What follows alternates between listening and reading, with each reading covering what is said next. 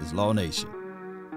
As we proceed to give you guys what you need today, Sunday, the 22nd of this month, let's continue to comb through the Cowboys. The Cowboys are not the team to beat. I put the incorrect grammar in there. Let me fix it on the fly, baby. Let's go. I put is, but you guys see it. It's going to update in a few. The Cowboys are not the team to beat. Let's go. Be sure to slap that notification bell and join the squad. Shout out to the HBO gang. Let's go. We also will be live on Roku, Amazon, TV. Check me out on iTunes. Check me out there. We everywhere, baby. Shout out to the Facebook gang. Appreciate those who out there. Shout out to those who watch these episodes on iTunes. Let's go. They really say ain't no party like a cowboy party. Let's grind. Let's go, baby.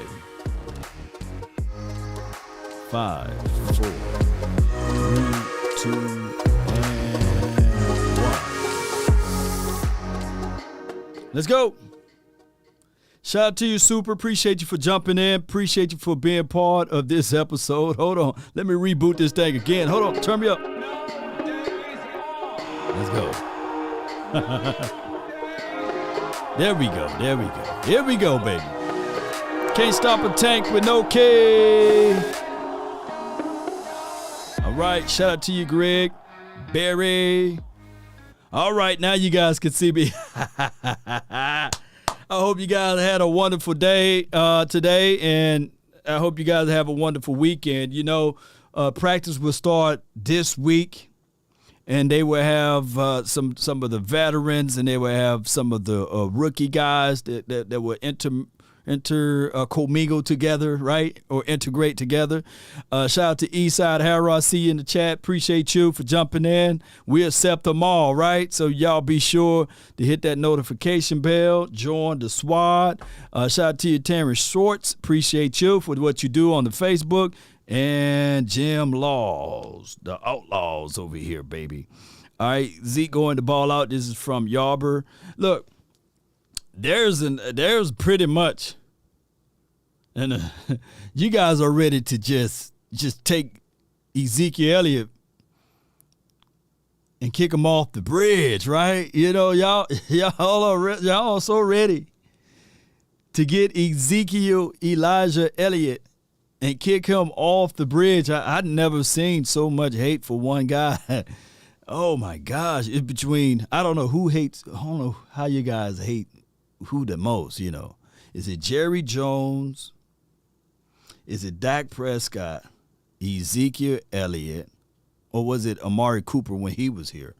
I just don't know how or what else to say. I get it, like you're upset and angry, right? I remember when people turned on Emmitt Smith. I remember. And I'm not saying that Ezekiel Elliott is Emmitt Smith. But I remember everybody banging on the table. Troy Hambrick, he's better than Emmitt. Troy Hambrick. You guys remember that? Who remember that? Let me know in the chat. Troy Hambrick, put him in. He shows a little bit more explosiveness out for his run. What happened to Troy? Not Aikman, but Hambrick. I think that was his name. But I just want you guys to pump the brakes. The dude did have a PCL tear, and if you want to be mad at someone or anyone, be mad at the front office or be mad at the coaching staff. They are the ones that committed coaching malpractice.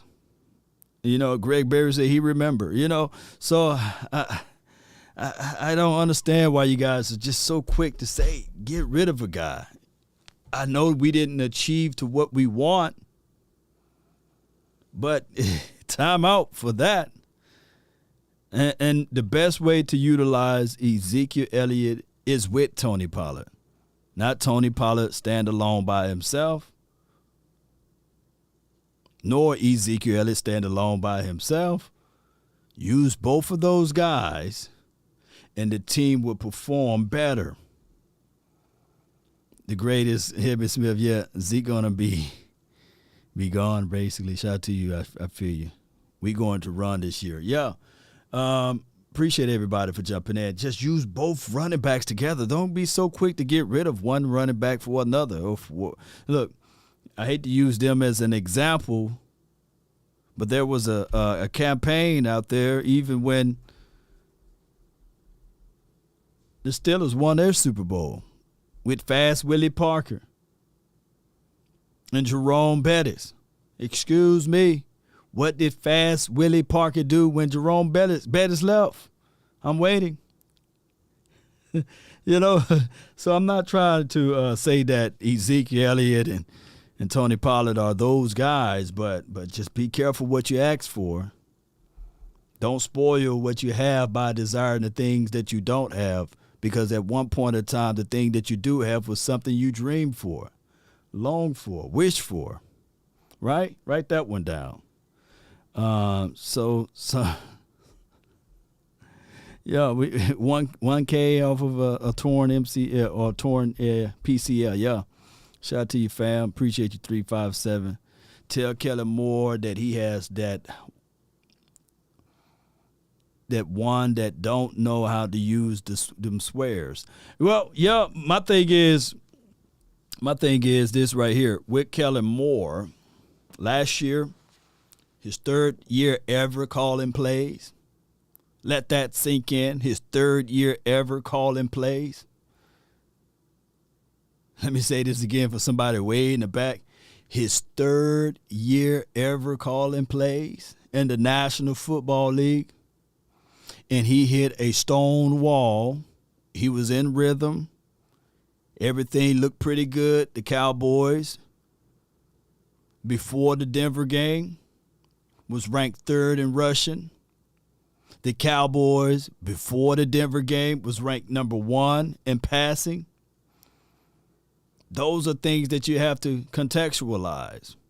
And then when teams got a good beat of tape on him, oh, excuse me, when Dak Prescott pulled his calf muscle or what have you, things began to look a little crazier. And I look back and I watched that game of the Denver Broncos, trying to see what really, really, really happened. I combed through that tape multiple times. The Cowboys had gotten the ball twice into the red zone or twice into their side of the field and didn't put up a single point because they thought that they had the big cojones, right?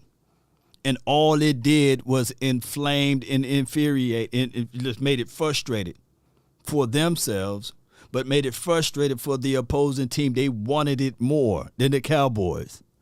And everybody was counting out the Denver Broncos, but I encourage you guys to go back and watch that tape. The Cowboys, for the first 6 or 7 minutes of that game, they was doing everything they wanted to do against the Denver Broncos. But before you look up the finals, well, you can say before you look up, you got a chance to see 30-0 on the clock, on the board. And the Cowboys was not the team with the 30 points. Jake the Great Law, they hated Byron Jones for not getting interceptions. Now they hate Trayvon Diggs because he gave up yards. Because yardage, but he got 11 INTs. Yeah. And in that game, speaking of Trayvon Diggs, he did give up a big pass against Tim Patrick. But not just that. They lined Tim Patrick on the outside and the inside. They lined him up on the opposite side of the field.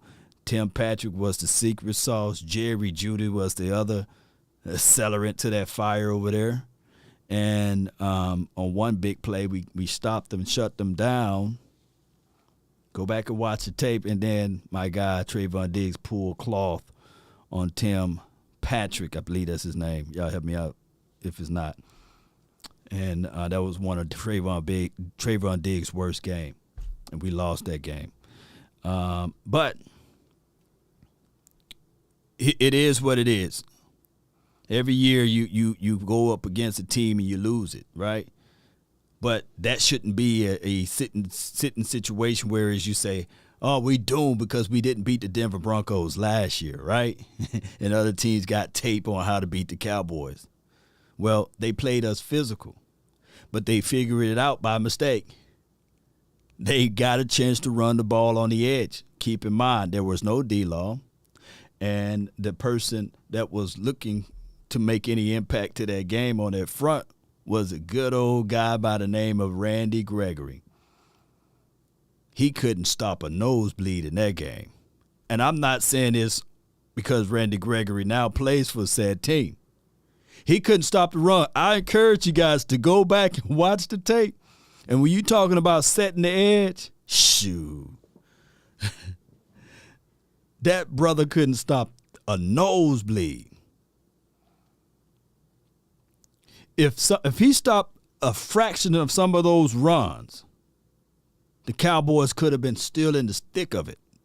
But people would look back and say, Cowboys lost badly, baby. Oh, they lost badly against those Denver Broncos. But go back and watch the game, and you will see, man, they ran on the edge. They didn't run too much up the gut. And when they did, yeah, they still gashed us a little bit. But primarily, they ran on the edge. And Parsons, you only have one Parsons. You didn't, everybody else, it was a situation. Jordan Lewis caught an interception, but that was a play that was pulled back because, Trayvon Diggs had the penalty. But it is what it is. Safety play on Diggs' side was garbage, and that was KZ. This is from my guy, Chris. Yeah, you're right. It was garbage, baby. It was garbage. Physicality wasn't DeMonte KZ's play, right? But that's all old news now, Cowboy Nation.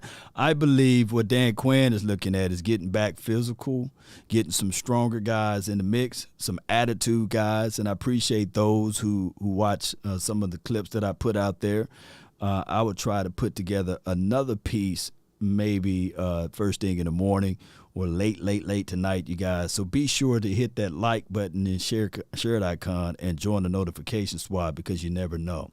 You never know. Let me see if I can put the chat box up, man. Cowboy Nation, I really appreciate you guys. Yeah, by here. Here we go. Let me slide over right here. Yeah, the artist king, he says Randy Gregory overruns plays a lot. Yeah, he did. He didn't have a lot of discipline on those plays there. But I'm not kicking Randy Gregory because he's a hell of a pass rusher, and that's what you need in this game. But what we're going to talk about now is we'll keep the phone lines open, but what we would do is also listen to some audio, and we'll go back and forth with that. So you guys bear with me. I really appreciate everybody for tuning in. The phone line is 657, and you can see it at the bottom right there on the screen there, 657-390-7391. That's the hotline for your mind, and just feel free to call in at any time. All right, before we go a little bit further, let's listen into this audio, and I'll go over this, okay? All right, that's okay with you guys? Let's go. This offseason as they have addressed the rest of the defense through free agency and weapon in A.J. Brown as the Eagles ranked in the bottom 5 in receiving yards last season.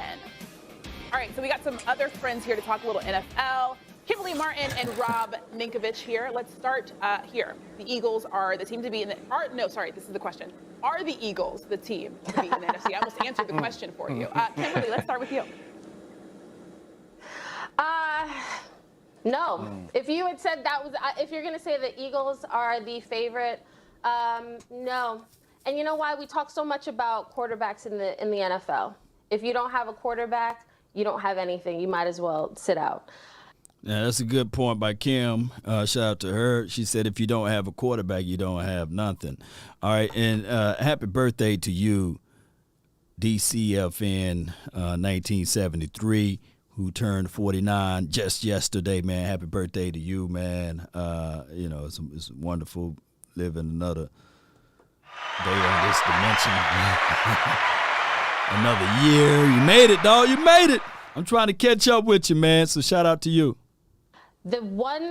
Despite all the additions, the one question mark that everyone still has is the Eagles quarterback. I love Jalen Hurts. I love coming out of the draft, the way people talked about him, how guys rally around him. It's infectious. I think he's going to be a really good starter. We still have to see him this season go out there. And the best quarterback in the NFC East is still Dak Prescott. And that is the only thing that separates, in my mind, the Eagles and the Dallas Cowboys. Because the Dallas Cowboys, that gap between them and the rest of the NFC least, as people like to joke, that gap is shrunk. But again, the quarterback, a lot of confidence in Jalen, but he still has to go out and prove the naysayers wrong. He has to prove the Eagles right. And he's a guy who's up for the challenge, but he still has to do it. All right, so basically, the Cowboys are no longer the team to beat, according to most pundits. But Kimberly, she says otherwise. She said that basically if you don't have a quarterback, you don't have nothing at all, right? Or you don't have a team that can make it in these sorts of things. And that's what a lot of people have been arguing with me for these last 5 years or going on 6 now. Like, hey, Long, you don't have a quarterback, man. Come on, Long, you get it? She hit the nail on the head. Or the hammer, she had the hammer in her hand and she hit the nail on the head right there. Bam. It's all the way in there. So my thing is, this is how you win in the National Football League. First and foremost, get to the playoffs. But along the way of getting to the playoff, win your division. Those are baby steps. We can't put the cart in front of the horse. Remember, this paper don't hit. This paper don't make sacks. This paper don't win games. This paper don't get turnovers. This paper, that's all you got right now. It's paper. And some people feel entitled when they get certain players on their team and their effort goes from here to down here because they feel as if though they already accomplished something, right? But you got to put it down on the field. But let's listen to the rest of the people that's watching right now. Appreciate you guys so much. Let's listen. Kimberly, you are wrong. You are wrong on this one. Listen, I think the Eagles on draft night, come on now. Kimberly, hear me out, okay? Here we go. Okay. Listen, draft night, when A.J. Brown went to the Eagles, that is when the Eagles jumped over the Cowboys. Because right now, if you're the Cowboys, look, everybody loves diamonds, okay? You know how diamonds are made? Pressure. A lot of pressure on them Cowboys. So the Cowboys, every single year, you hear Jerry Jones, well, now, hey, we've got a team we put together here. We're going to put ourselves in the Super Bowl. And they don't make it because they're under the pressure. The Eagles right now, they just come flying under the radar. They already won their Super Bowl a few years ago, okay? So listen, you got Devontae Smith. You got A.J., you got the quarterback in Jalen Hurts, and I think Jalen Hurts right now is on this, upswing, and he's going to continue to grow and develop and be a better quarterback, and you're building the team around him. So you add more weapons. He's got the offensive line. He's got the defense. They got the cornerbacks. They got the pass rush. So for me, they got the draft pick in the pass rush. So for me, I think the Eagles right now are the team to beat, and there's only 2 teams in this division.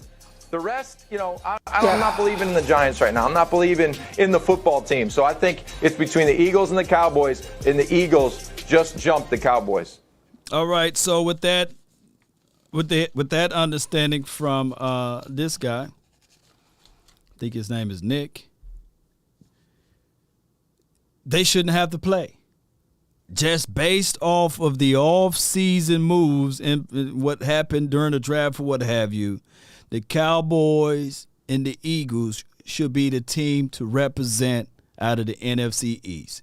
You shouldn't even have to worry about the Giants nor the Washington football team based off of his assessment.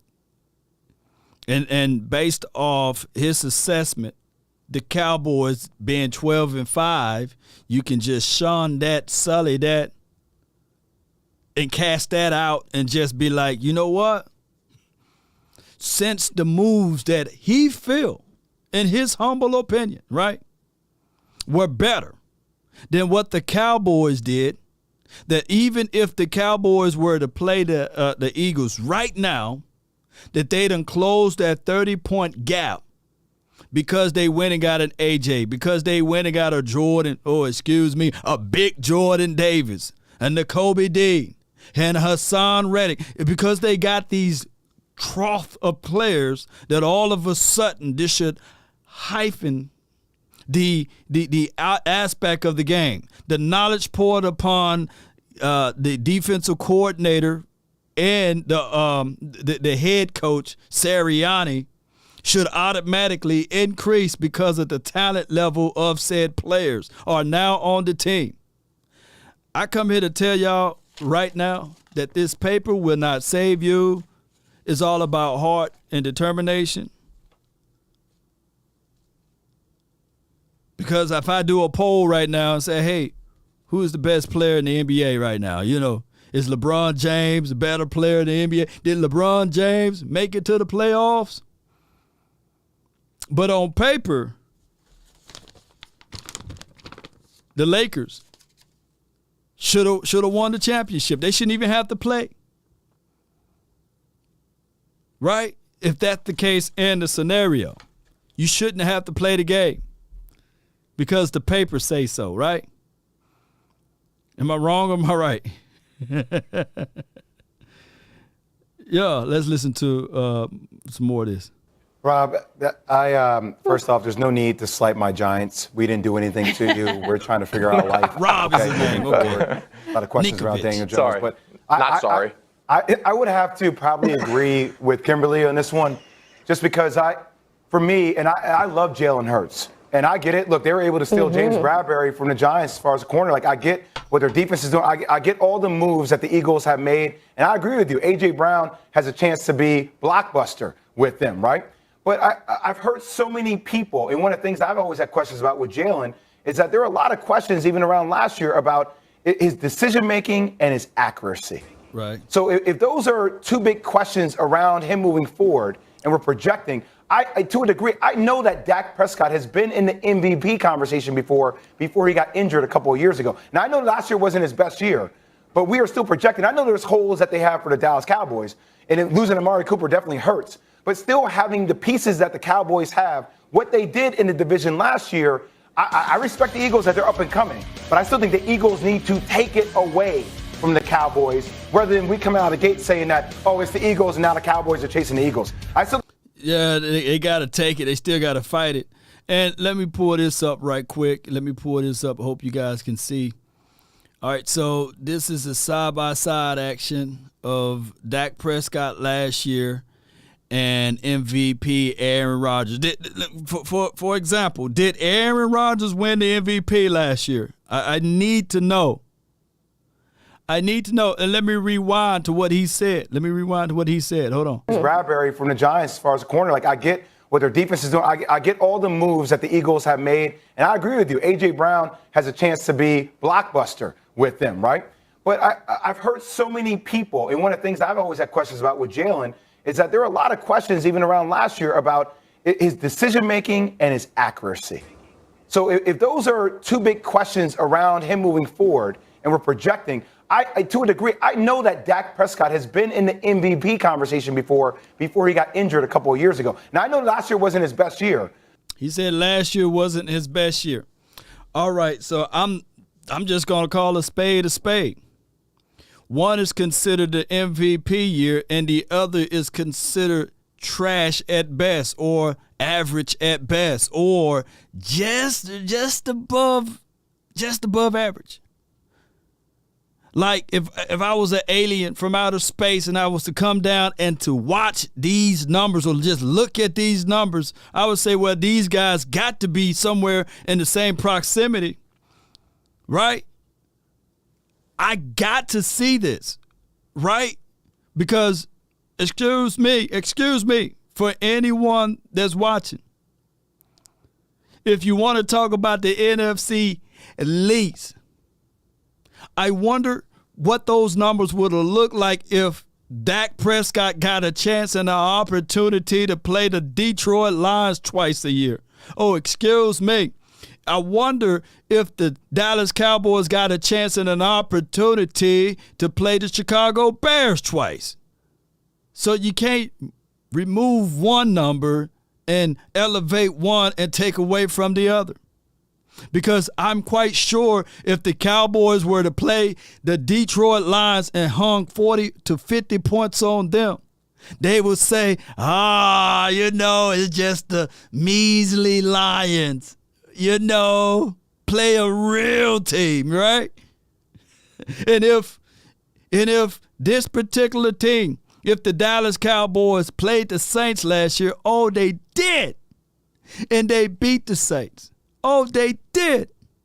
And the Green Bay Packers, they lost to the Saints.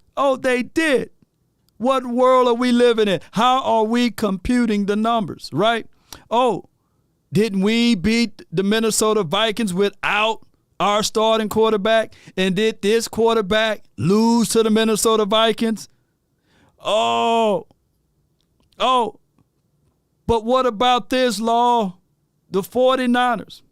They beat the bejesus out of the Dallas Cowboys, according to most pundits, right? Dak Prescott threw a 27 QBR.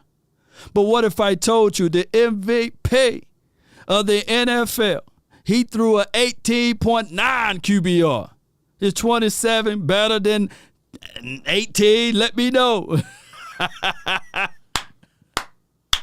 Oh, my God. Trip Aces says stats lie. So let me pay you $5 an hour for what you do, and then somebody pay me $50, Would you be saying, hey, man, the stats lie. I just give me the $5, you know what I'm saying? No, you be like, nah, dog, give me what Law is getting, Those are stats if you really contextualize it, right? Stats equates the money. So you can't, look, old folks right, you can't, what's good for the goose is good for the ganderer, You just can't put stats out there and then use them for your benefit to take them away when you want to. That just don't work that way, And here's the thing. We know that the quarterback didn't get a chance to throw the ball all through training camp. We know that the quarterback was coming off of a compound fractured injury, right?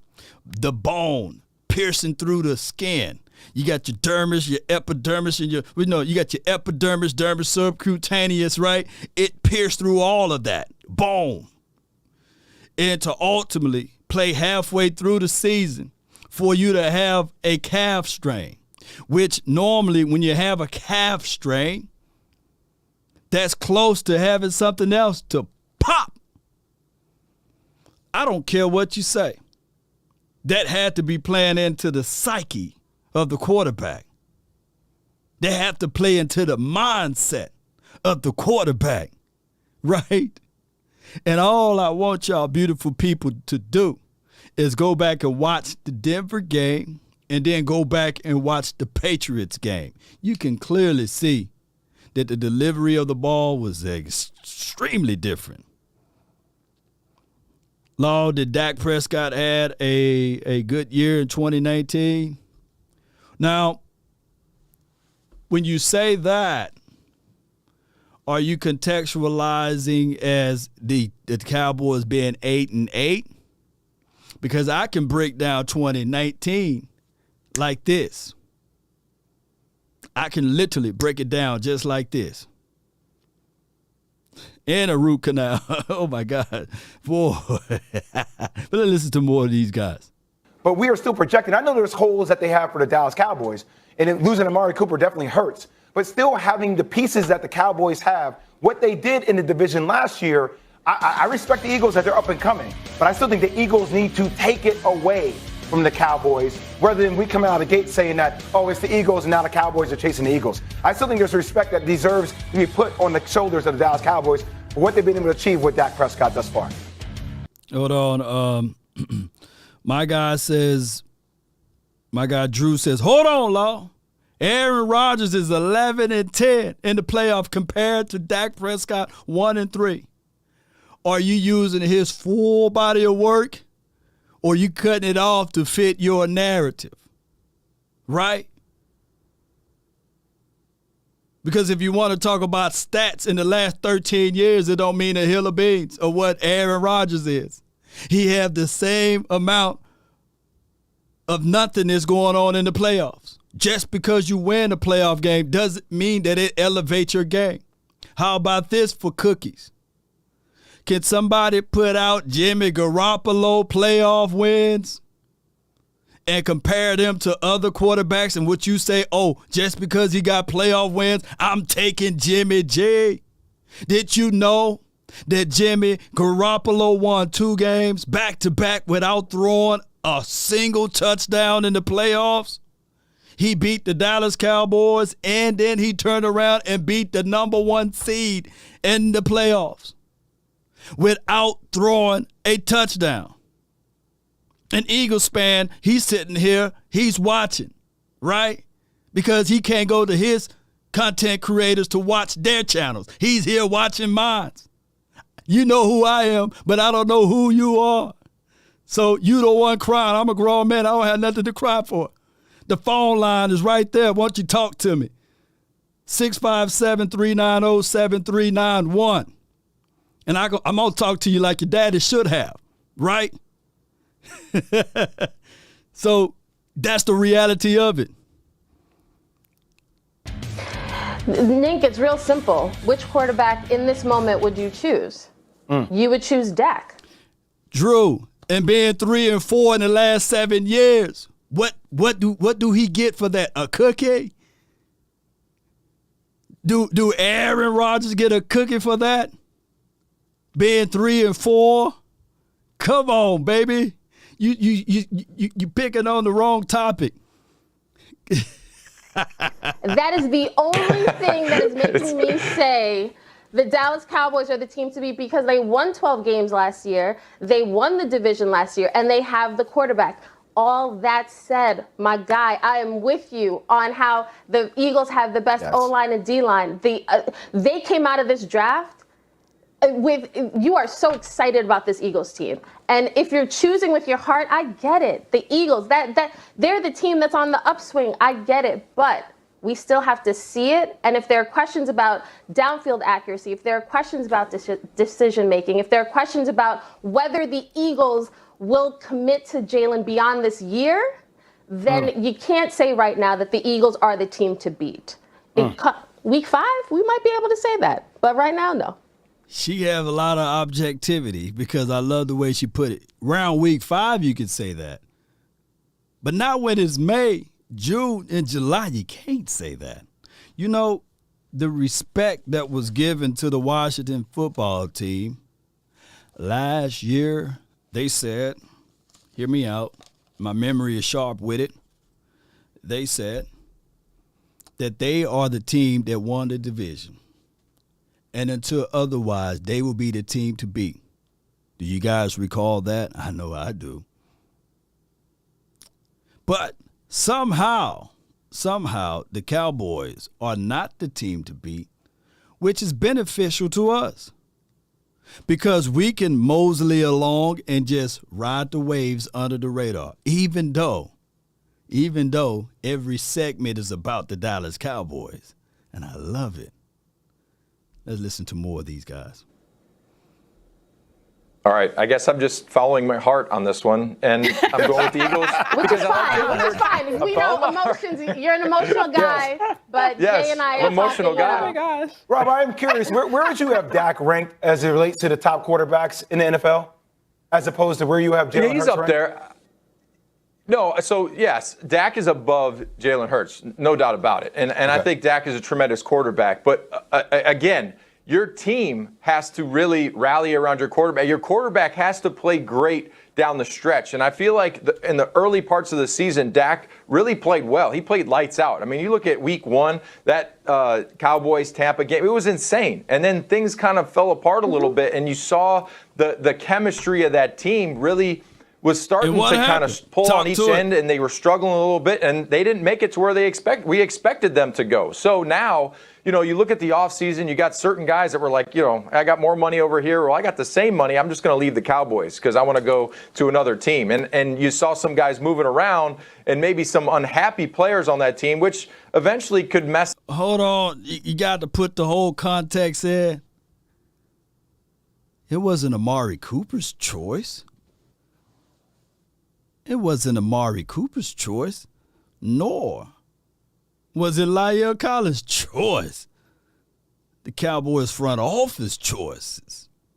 And the whole situation and scenario, when you look at the Randy Gregory's thing, shoo, I love the Cowboys, but you mean to tell me that you are willing to take my guaranteed money even if I get a fine? Shoo. Denver Broncos gave me a contract without that language in it. Cowboys had that language in it. From a business perspective, I love the Cowboys, but shoot, that's $70 million.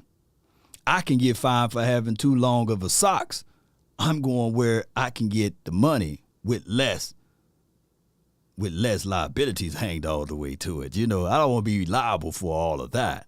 So I don't blame Randy Gregory for what he did. And just to be fair to his agent and everything else, the Cowboys offered him pretty much a real low contract. The Denver gave him that $70 million. That was their first offer. They allowed the Cowboys to counter. They countered with that offer that was announced. But they had that language in there. And before we even start this live stream, I told you guys the pros and cons of Randy situation. Up that chemistry, and there's two parts of a team that are very important. It's chemistry and communication. If you don't have chemistry, you can't really go that far. So I think that this team right now with Dak, they're going to have to search for that identity, that chemistry. And if they can do that, yeah, they could be a great football team. But there's a lot of pressure on this team to make it not only to a playoff, but to get to a Super Bowl. And every single year, Jerry Jones says, I'm chomping at the bit. I don't have many bites left. I need to get back to a Super Bowl, and that can affect the team. And I like the way the Eagles have approached this offseason. They went out and they approached the needs to help Jalen Hurts. You go and you get A.J. Brown. You go and get a really good pass rusher, because we all know there's two parts to an NFL team that are really important: your pass rush and your quarterback play. And if you have more weapons like A.J. Brown, and you go have a young, awesome receiver core, and then you go get the cornerbacks. So they got two cornerbacks, they got a pass rush, they got the receiver, and now we're just going to have to see if Jalen Hurts can do it. If he can do it, I think this team is great. We have to see. I love. Why would the lady say? Listen to the lady, man. We have to see. We have to see. That's the operative. I'm glad you ended on that. We have to see. Good job, Rob. All I'm saying, he's following his heart. He's following his heart. If the question was, who do you trust more down the stretch, I would have a different answer. You know what I mean? Exactly. I have a different answer. They do it like this now. How do they do it now? I don't know. Anyways, still to come on First Take. You guys aren't leaving us. Oh, my gosh. We have to, look, you have the wait and see moment. Boy, Gallup won't be back around like week 5. I feel you.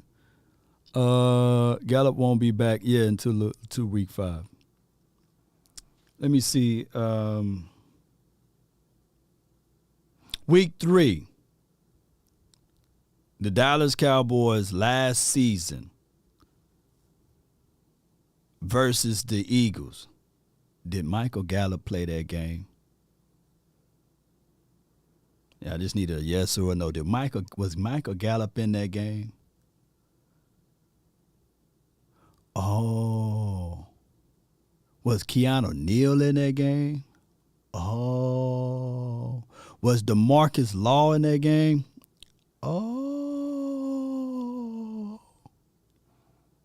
And can somebody educate me on what happened in that game? Did Slay play that game? I need to know, baby. I need to know. Did Darius? What's his name? Darius. Did Darius Slay play in that game? Oh, okay. Okay. All right. I mean, I just need to know. You know, can somebody?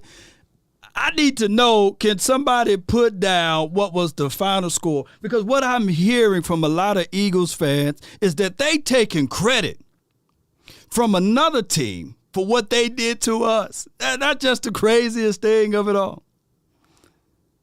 They taking credit. They said, hey, what y'all do against the 49ers? I said, okay.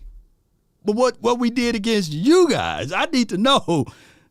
I need to know. I'm not even talking about when they arrested everybody, because I know a lot of people are going to pull up, hey, we was resting. We were resting our starters. They needed to take a nap. And the Cowboys wanted to take credit against that. So I'm going back to the first game.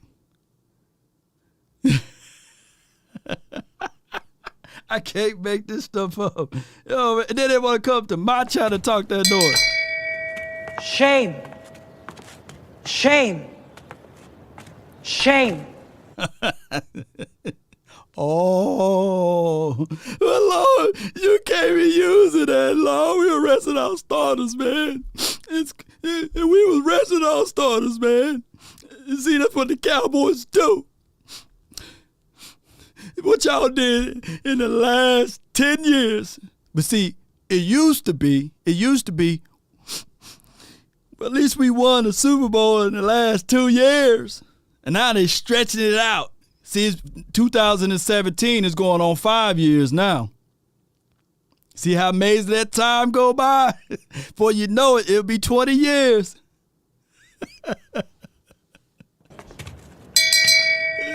Shame.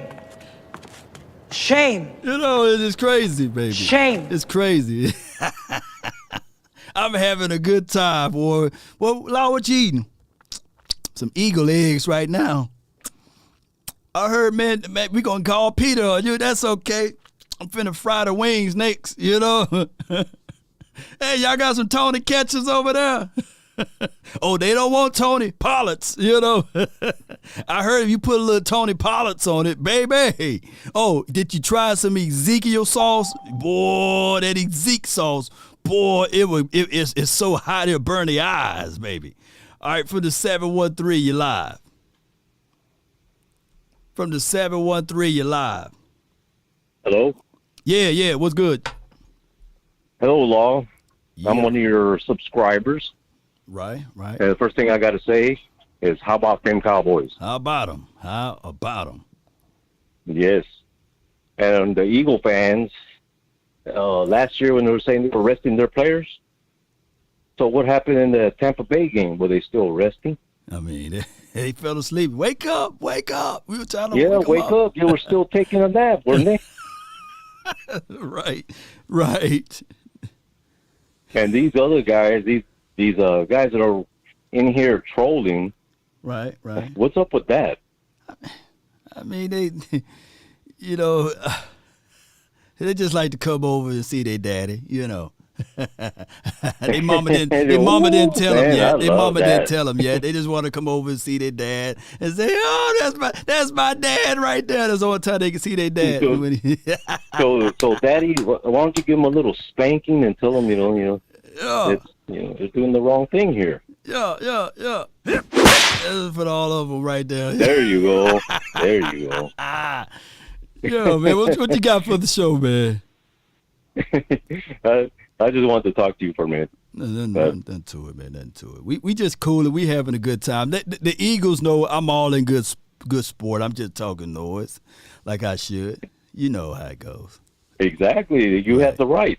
Right. I got the bragging right all year until we face one another, and then we can reset. That's when the great reset will happen, you know. I think that is what we need to say. Our new motto is, we will see. We shall see. Yep. Yeah, we shall see. That is an even better way to say it. Mm-hmm. Okay. I just wanted to, say something. Nothing to it, man. Appreciate you, man. Thank you for calling in. All right. That's a good call from him, man. Good call from You know. No days off. No days off. No days off, man. No days off. Shout out to him, man. That's Coach Belichick, man. You know, he's still one of the good ones, although he's for the other team over there. But I love that drop right there. Let's go. I'd be curious. Well, who wants to pay $10 billion? This is a little over market value. Rich Eisen There might show. be a time when these things slow down. Maybe not. Hasn't happened yet. But no, he's not going anywhere. And the difficult thing with that is that's not the kind of story that really excites the fan base. I mean, oh, good. A reminder that the Jones family will hold on to this thing for the next 30 or 40 years. Because it has not been a great last 26 years for this team. Well, I got to be honest with you, Tim. I don't. If I had to say the Cowboys are better or worse or less improved, if I'm going to be even generous than the team that strolled off the field with no time left and having no shot in the end zone against the 49ers, I would choose they're not as good. You know, you lose Randy Gregory, you trade away Amari Cooper, you re-sign Gallup. I don't know how healthy he's going to be. I'm wondering about the wear and tear on Zeke. You know, because as soon as I saw, in our schedule release show, Week 10, Cowboys and Mike McCarthy go to Green Bay. I'm like, when was the last time they went there? It was Dak's rookie season. He had 3 touchdown passes, and Zeke almost had 160 yards rushing on almost 30 carries. And I'm like, Zeke just doesn't do that anymore. Well, let me see if we can pull this up. When Ezekiel Elliott did something like that, let me see if I can pull that up. And I believe it was, if I'm not mistaken, week 4. Let's see if I'm right. Let me see if I'm right. It was probably week 4, right? Yeah, it was week 4. If my memory serves me correct, let me see if we can pull this up for everyone. And I really appreciate everybody for being part of this episode, right? Yeah, it was before the PCL tear. You know, let me go right here. And we're going to go right here. And 20 carries, that's actually better than 30 carries, by the way. And I'm not mistaken, you know, if you guys can see that was 20 carries, full box score, and we're going to see, let's go to right here. Yeah, 20 attempts for 143 yards, and he averaged 7.2 yards per tote. I'm not saying that you're going to get that every day out of Ezekiel Elliott. I'm not, and I don't want it. I really don't want it. I don't want that. I really want the Cowboys to have the balanced approach, the balanced attack. And that's what I'm looking for. And at the time, before anybody tried to discredit the Carolina Panthers, they was 3-0, and they had the number 1 rushing defense in the National Football League out of their first 3 games. So what I'm trying to say is that if you don't want to use stats as a measure, then you should look at the first 4 weeks of any season and say, look, stats don't count for that, because the only count is the win-loss column. And the Cowboys pretty much started off with the L with week 1, and then they started to hit their grind move, right? But I come here to tell you, like my guys put down there in the chat, it's Mr. Nasty time.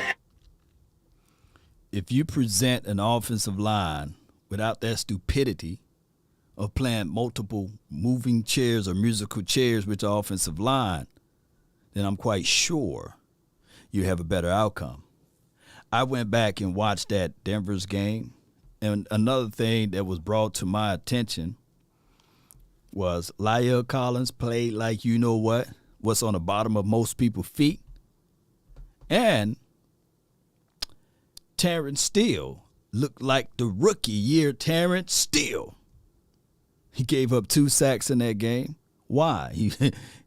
He went from right tackle to left tackle. And I recall my guy Duke Manyweather, who's getting a lot of pub now. But we bumped into him, me, the boss cowboy, and the OC.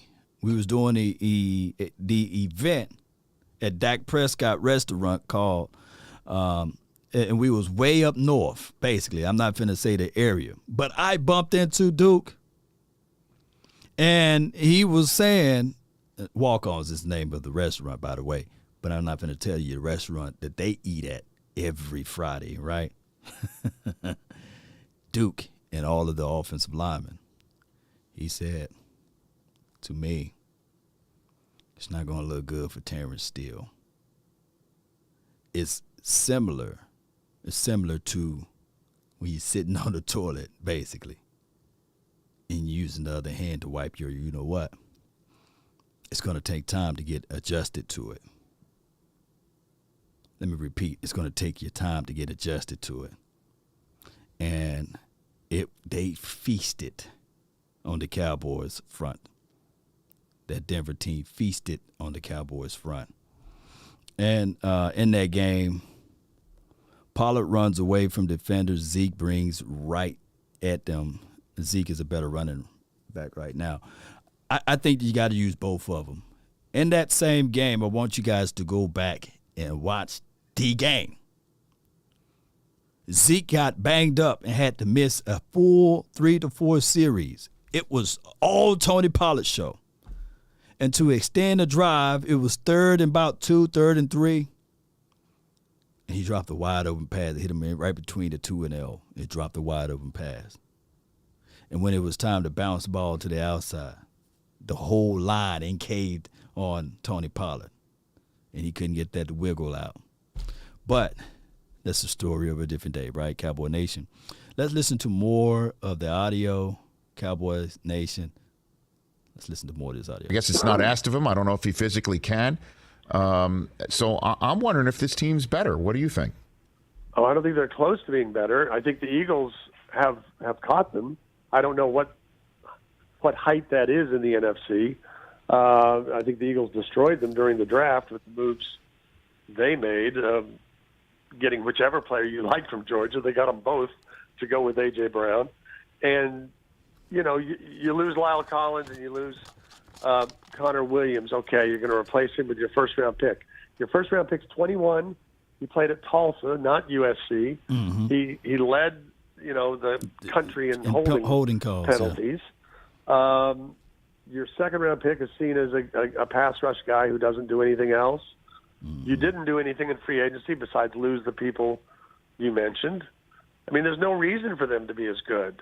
They tend to refuse to play their best running back as much as they should, Tony Pollard. I think he's been better than Zeke too. Zeke and Zach for 2 or 3 years. They don't want to acknowledge it because they paid Zeke money.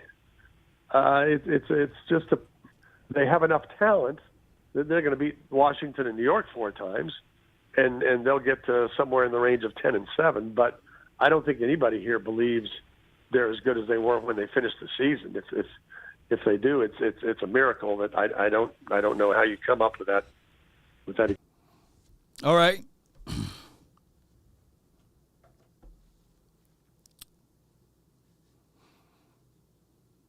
The Dallas Cowboys, were they on paper considered better? Listen to me closely. Considered better in 2020 versus 2021. Because on paper, I recall a lot of people was like, man, we got Everson now. Oh, man, it's going to be just good time for us on that edge. Oh, and we got Alden Smith. Look at my film assessment, right? And we got Randy Gregory. And we got, D-Law. Oh, it's going to be nasty. It's going to be. It's Mr. Nasty time. Oh, we got the best wide receiver in the draft. CeeDee Lamb, baby. It's Mr. Nasty time. On paper, 2020 roster looked better than the 2021 roster. And then can somebody just educate me of what happened in 2020, by the way? Because a lot of people, there was an area of the unknown with Micah Parsons. They was like, this dude didn't play football in a solid year. The Cowboys really don't know where to use them. Linebacker, do you put them on the edge? People really didn't know that Parsons could play on the edge until week 2. They knew that he was physically athletic and quick, but there was a lot of gray areas, baby. Oh, T-Rev says Dak injury, right? So that's why we got to do like what Kimberly said earlier. We have to wait and see. We do. And even with Dak injury, he was putting up some good numbers, right? As far as stats. But it didn't count in the W column, right? A lot of people were using that as garbage time stats, right? Like he's supposed to play defense too. Y'all saw what the Cleveland Browns did on us. Xavier Woods said, you know what? Sometimes I just don't feel like tackling, right? Come on, man.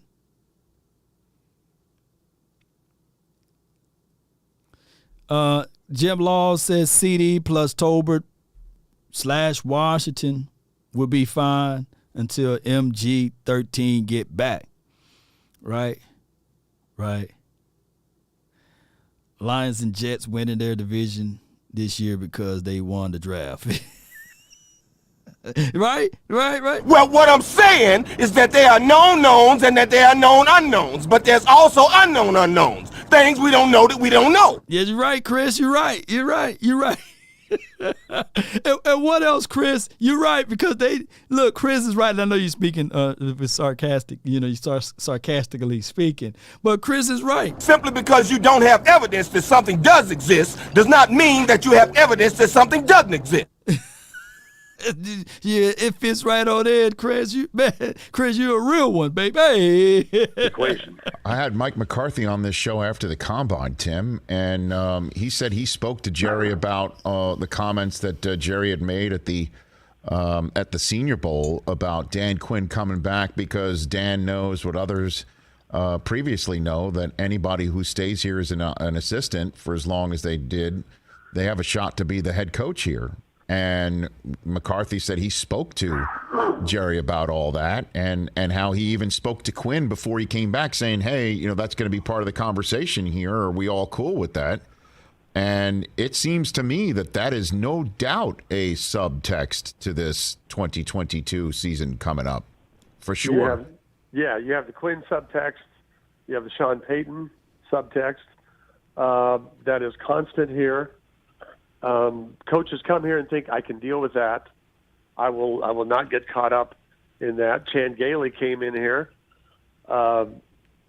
fine, pious man, thinking I'm not going to get caught up in the Cowboy stuff. And the next thing you know, he's in Wichita Falls having to lie about, Michael Irvin going after, can't even think, the offensive lineman with pair of scissors, with the clippers at his throat. So, yeah. I mean, you are put in preposterous situations as a head coach here, and your power is less than it should be. And veteran players see that, going back to Dion, and they all know it. And that's why in a lot of ways Jason Garrett was kind of a perfect head coach for here, because I think he understood it best. And while he deserved to go because of his playoff record. Man, get out of here, man. My thing is, with Jason Garrett, look, that's one thing. Like, if the Eagles really want to say, well, Law, we got you, Law, we got you. If the Eagles really want to say, if they got one thing over the Cowboys, it would be that guy that makes all of the moves happen for them. Yeah, you guys can put his name down in the chat. I just slipped my mind. Whoever they got it, make all of the moves for the Eagles. That's a brilliant dude to do all of that, and for them not to have the same scrutiny and pressure to do what the coaching staff can do or what have you here, juxtaposed to over there. Right? If you really want to go back and forth, if you want a cookie for that, Howie Roseman, appreciate you, man. East Camden for life. You're a real one, man. You know.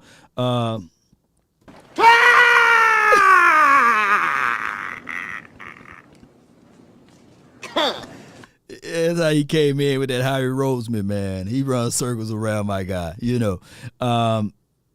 But the situation with the Dallas Cowboys, they are blessed with the opportunity to have two caliber of head coaches on this team, and that's Dan Quinn and Mike McCarthy. That's the secret sauce, because on ground surface alone, Dan Quinn can be the head coach of this team, right? He could be the head coach of his team. And what I'm thinking is that Mike McCarthy is falling literally on the sword and getting sliced left and right.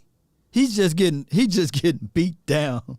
Mike McCarthy is getting beat down like his daddy used to. You know, I said, God dog, Mike.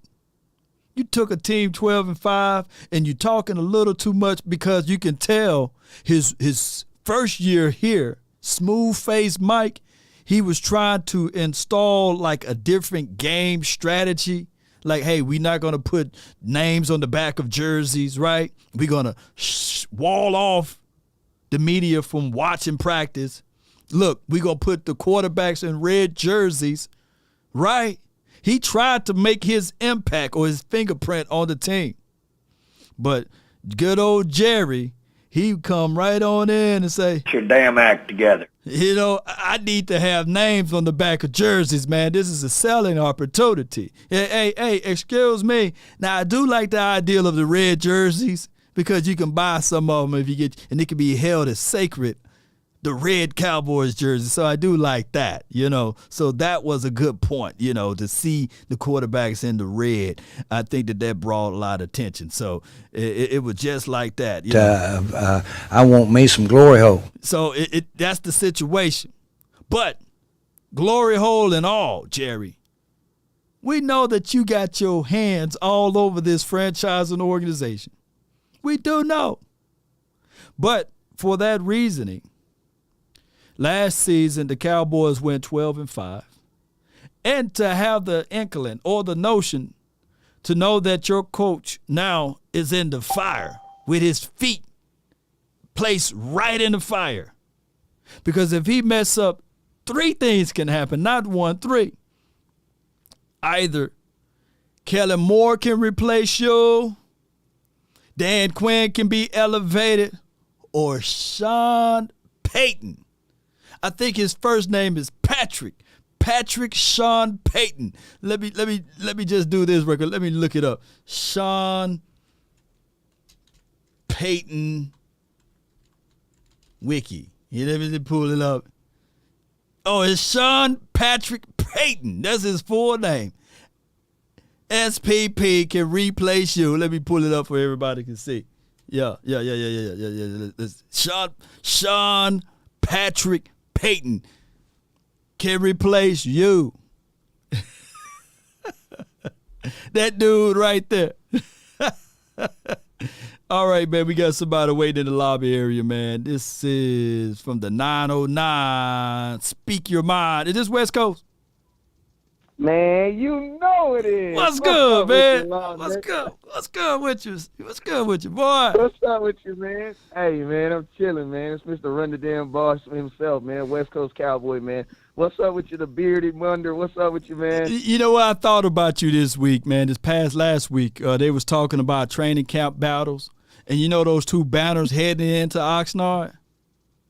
Yeah. It got your name. I remember what you're talking about. It got your name, West Coast Cowboy. Don't you know that's like an all marketing. Like next time you go down to Oxnard, just take a picture of it. It says, look, I thought of you because I was looking over some film and I said that thing says West Coast Cowboy. Hey, man, you branded out there, boy. Hey, you know what? It's crazy, man, because I know exactly what you're looking. I know exactly the picture you're talking about, man. Yeah. So, you know, hey, man, I take every opportunity. God is good, man. Yeah, but hey, man. Hey, I remember being in the trenches with you, man, before people even know that training camp was popping like that, man. So, you know what I'm saying? But hey, I was listening to your conversation, man, and it's crazy because we have a lot of kind of like alike spirits, right? Right. And you know, I made a video today on my Facebook, West Coast Cowboy, man, and it's basically talking the same thing. I basically was asking the question, like, who is more important in the city of Dallas, Dan Quinn or Luka Doncic? You know what I'm saying? Ooh. And to be honest with you, if you really think about it, man, I know there's some Mavs fans, but let's just be real. What's the biggest franchise in Dallas? In Dallas, and that's the Dallas Cowboys. Yep. Dan Quinn is the most important thing in Dallas right now, and it's simply because of, man, his leadership abilities. And I'm gonna tell you the thing that makes Dan Quinn so valuable is, man, he is the king of taking little and making the most. Like Kellen Moore, Kellen Moore's had 7 first-round picks. Man, there was a time where Dan Quinn had goddamn Micah, and he had LVE. Those were his first-round picks. Everybody else was a bunch of guys that they were trying to put together, and that's just what the Cowboys have always done for the defense. So it's like, man, when you have a guy that can literally make a lot out of nothing, man, that makes him almost like he's priceless. And to be honest with you, I think he is more valuable than a Sean Payton, because for the Dallas Cowboys, Dan Quinn has done more for you. Right. And to be honest with you, you look at Dan Quinn, you say, Dan Quinn, we gave you the defense, and we all know Jerry ain't paying nothing for no defense. Nothing. Look. We don't even believe it. The defense. Look, people don't understand. The 30th ranked defense down to the 12th rank. That's remarkable. Yeah. And J-Ron Curse, nobody outside of Boss Cowboy and a few other people were talking about J-Ron Curse. And now look at J-Ron Curse. Hey, well, you know what, Buck, you know, your boy West Coast, we was out there. We was saying 27 ain't leaving the field. Yeah. You know what I'm saying? But training camp, what's one thing I like about training camp, man, is training camp allows you to see guys when they're competing and when they're battling. So it's like when you see a guy when they're competing and battling at the earliest stage, it's easy to believe that they're going to continue that during the season. But on the flip side, Law, you know, we saw some guys at training camp every day that was not playing good, and you had fans that was telling us, nah, bruh, they gonna be the backup quarterback, and then we sitting out there like scratching your head like I don't see how that's gonna happen. So, we get a chance to put the truth out there, man. Just like we were right about Amari Cooper a couple of years back, right? We the one that spit the truth, and the people just gonna have to pull out the umbrella because there's no muffle to our mouths, right? Come on with it. Yes, hey, absolutely. Hey, I'm gonna tell you this, man. You know, me and my boy Law sometimes God just puts you at the right place at the right time, and we just happen to be at the right place at the right time. And you know what I'm saying? My Law, you know, Amari Cooper went down at practice a couple years ago, and you know, Dallas Cowboys was definitely trying to hide it. They definitely didn't want people knowing about it. And, you know, me and Law Nation being the honest independent brothers that we are, you know, we went ahead with the story, and all the Dallas Cowboy, you know, all of them in their might came against us. So, I mean, but my boy rode with me on that one. So I'll always forever be. You could have folded, brother. Like a wallet or a lawn chair, but I definitely didn't, man.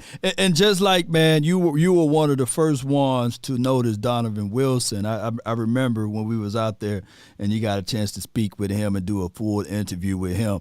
Do you think that Donovan Wilson now is on the bubble or he's off his furniture? Man, this is the thing about this. The thing that scares me about Donovan Wilson is the interest the Dallas Cowboys have taken in Malik Hooker. You know what I'm saying? So it's like, you know, the new girl, the old girl is never as cute as the new girl to the Dallas Cowboys. And it's like, even if the older girl really is cuter, because Donovan Wilson, unfortunately, has more upside than Malik Hooker. You know what I'm saying? Like, and I know Malik Hooker has had the Pro Bowls and all that. You know, I understand all that, but he's also had more seasons beyond that where that wasn't him. So you got to kind of accept people for who they are. you know. And I think accepting Malik Hooker for who he is right now, I don't see, you know, I would think Donovan Wilson, especially with the age. And, man, he's a turnover machine right now, man. Like, right now, he's a turnover machine. You know what I'm saying? So it's like, you're a team. Like, if I'm the Dallas Cowboys, I would value Donovan Wilson over the turnover facts, because you got to think like this, man. Trayvon Diggs, and I know he gets, you know, people get mad at him all the time because they say he gave up a bunch of yards. But I'm going to tell you guys this right here. I played corner all my life. Mm-hmm. The reason why Trayvon Diggs played the technique he did is because that's what they were telling him to do. Yeah. You know what I'm saying? Because the Dallas Cowboys, and this is, you know, people get mad at me all the time because of my relationship with Jalen Smith, but who cares? But I know this for a fact because of my conversations with him, that the Cowboys went into this season valuing turnovers. They wanted the ball by any means. You know what I'm saying? They wanted more opportunities for the offense, and that's why they allowed Diggs to play like that. So my thing is this, Law. If you're going into this season and your mindset is we want turnovers by any means, and to be honest with you, you need to get turnovers because your offense might not be as good. You know what I'm saying? So if they're not going to be as good, you need more turnovers. You think this year the defense going to carry the offense, and the offense is going to slowly catch up with the defense? I think this, man, I'm going to tell you like this. The way this season is set up, the first 6 games, you're going to have to – the defense is – because you got to think the defense, everybody know each other. On the offensive line, you got 3 question marks. I know people want to believe the offensive line is going to be better this year, but realistically, you have more question marks on the offensive line going into this year than you do last year. You know what I'm saying? You have more. You have 3 different positions. You know, 3 different things that are changing about your offensive line. Just off the fact that Tyron Smith is coming back, that's still technically a change. Right. You know what I mean? That's still technically a change, him coming back. Terrence Steele going to where Leo Collins, that's technically a change. Tyler Smith going to, the boy we just drafted in the first round, going to your guard. That's technically a change. Well, Law, there's only 5 positions on the offensive line, brother. So with that means that there's more change happening on the offensive line than there is, you know, anything else. So it's like one would believe that because of change that there's going to come some hiccups. That's just how it happens in business. Like you're like, one thing I love about your content, Law, is you're a business person. So a lot of your content is based around like how things happen, like in business. Like if Coca-Cola just upped and said, we're not selling Coca-Cola no more, we're going to start selling water. For the first couple months, people are going to be like, this kind of tastes funny. You know what I'm saying? Right. You're going to have the hiccups. So, and the thing that sucks about our schedule is, bro, if you go look at the 6 teams that we play in the first 6 weeks, these are all 6 teams that got it figured out, and they are not, they're trying to get to the next level. The Bucks, they're trying to get to the next level. Cincinnati, they don't have a bunch of change. They're trying to get to the next level. I think the Giants is really like the only team in there that you can really say that there's a team in flux. But, bro, we got 6 grown, I don't want to curse, but we got 6 grown man teams that we got to play. And I feel like at the beginning of the season, we're still going to be trying to figure stuff out. So right now, my biggest thing that I'm pushing to the nation is you got to run the damn ball, because right now your most veteran and your most experienced room on your offense is Tony Pollard and Ezekiel Elliott. Somebody's going to have to get the ball, Law, at least 30. Some room is going to have to get the ball 30 times. When I say room, I'm meaning wide receiver. Before you go to that, bold prediction time, because I do know you had a campaign, run the damn ball, right? So, bold prediction. Is this defense a top 5 defense, and why? Or is this defense a top 10 defense, and why? Give it to me. I think they're middle. I think they're going to continue to do what they did last year. I think there's some dudes that are not getting talked about, who I think are going to get a step. Like, bro, for them not to get a linebacker, you know what that really says? That says they have a lot of faith in your D tackles, bro. Yo. That means you have a lot of faith in OC. You have a lot of faith in Gallimore. Like, you have a lot of space in that big old behemoth dude you drafted from Kentucky. I think his name. What's the big dude we got last year? Big Bo. That's all I'm calling him. Big Bo. Like when you don't go get a linebacker, that tells me that you have faith that your D tackles are going to be able to hold at the point of attack. Right. And let's just be real. You would think that OC would get better and that Galley would get better because they were already getting better last year. Mm-hmm. So I would think if those guys make the step and you still get the turnovers, I think you're a top 5 defense. You know what I'm saying? But I'm gonna tell you, Law. The only thing that's gonna suck is this: are you a top 5 defense with an offense that struggles to score when they have to? Because man, that's where we basically were last year. We were a good defense last year. The only problem is, man, those turnovers that we were getting, we couldn't. Like, think about this, brother. The turnover we got versus 49ers when Anthony Brown intercepted the ball. We did not score. We didn't score. So it's like, is the defense going to get wasted? You know what I'm saying? I don't want – and so that's why I'm like, man, I hope 2022 is very boring. I hope we run the damn football and play defense, man. Run the damn football and play defense, man. And look, when we say this, I got to speak to the nation when we say this. It's not an indictment on Dak Prescott. Dak Prescott is who he is. I want Dak Prescott to get anywhere from 22 to 25 attempts. That's the max, 25. Facts. 25. And I love Dak. Y'all know I'm team Dak Prescott. But I don't want to see him get north of those numbers. I want them to run the ball and do it efficiently. And when you talk about red zone efficient levels, that's one thing that the young Kellen Moore need to improve on in his 4th year is dialing up and drawing up plays. Facts. And I'm gonna tell you, this is one thing I've kind of noticed about Kellen Moore is this. Kellen Moore he's an engineer. When you build a building, there's engineers and there's construction workers, right? Right. Well, an engineer just creates the plans. The construction worker actually takes the plans and puts it into action, right? Right. Well, Kellen Moore, I think that they've identified that he is a great engineer. Like, he can really engineer and grow up a design. But, bro, you don't see any engineers then taking those designs and putting on a hard hat and then trying to call the play. Like, you don't do that. I love that analogy. I think, you know what I mean? So I think Kellen Moore, I think he has the mind to create, but he just doesn't bro, like an example. Why would you even have the option of Dak running on a play with 12 seconds left on the clock and you have no timeouts, you're down more than a field goal? Like, that shouldn't even be an option. Yeah. But for Kellen Moore, that's still an option. Yeah.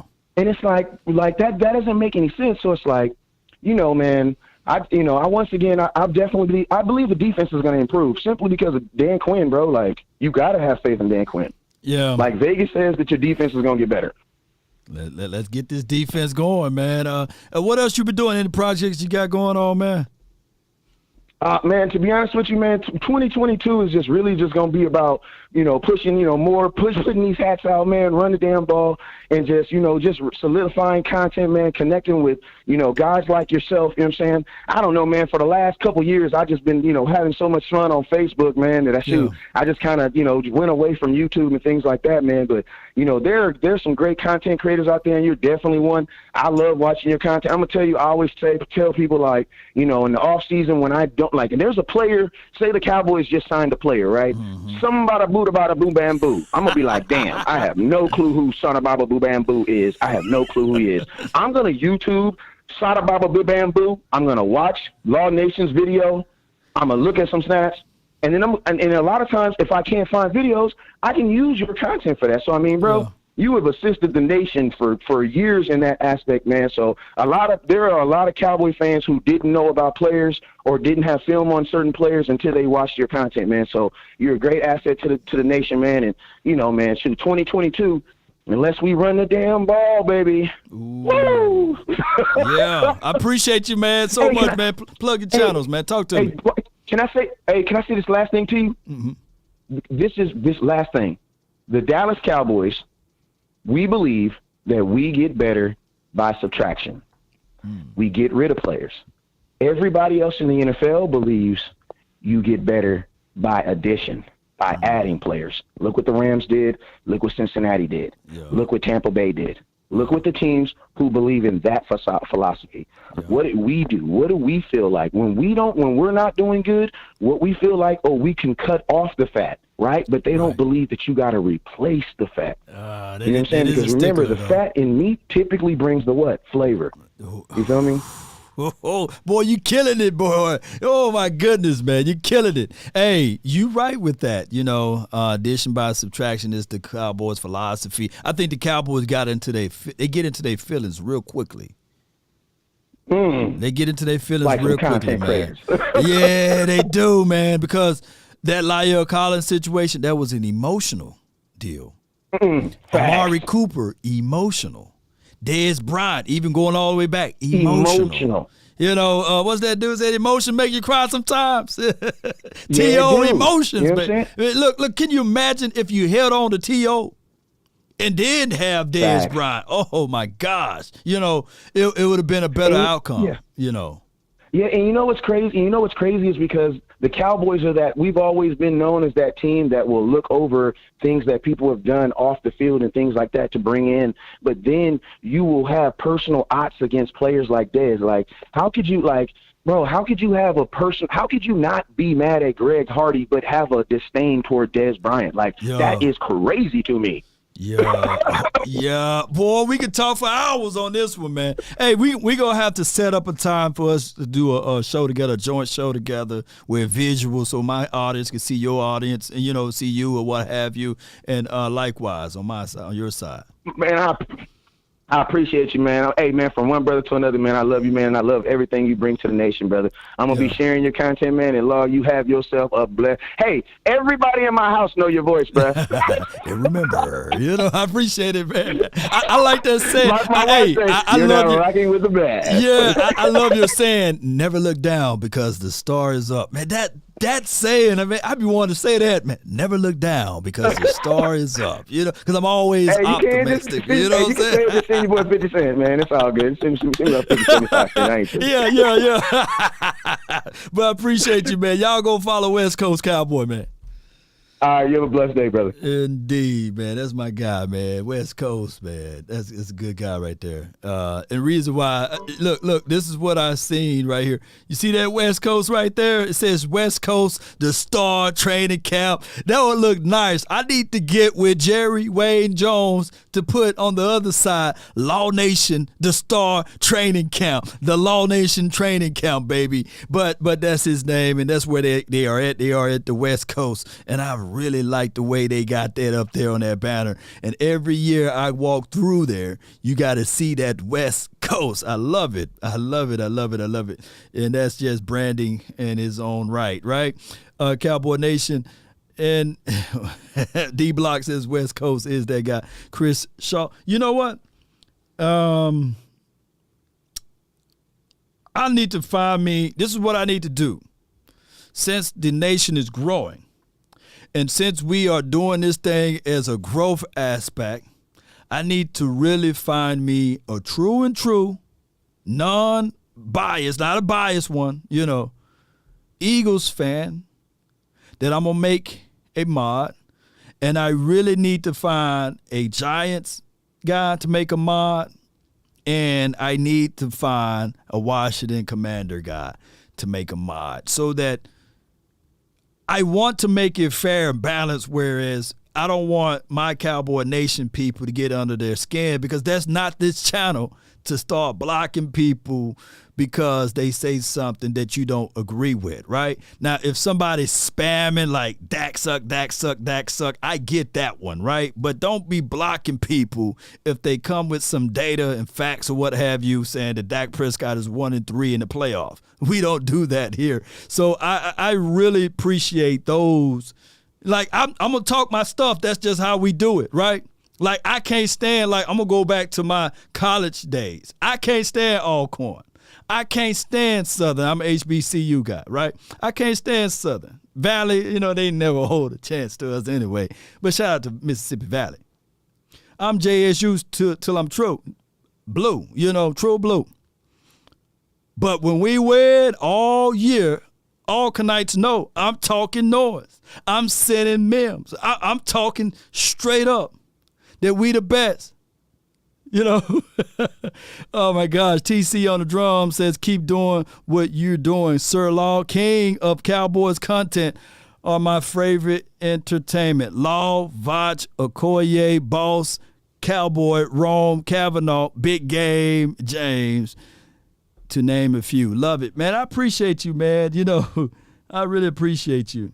So what I'm going to be doing, hey, man, TC on the drums, let me find you a horn. Where my horn at? Where my horn at? Where the horn at? You know.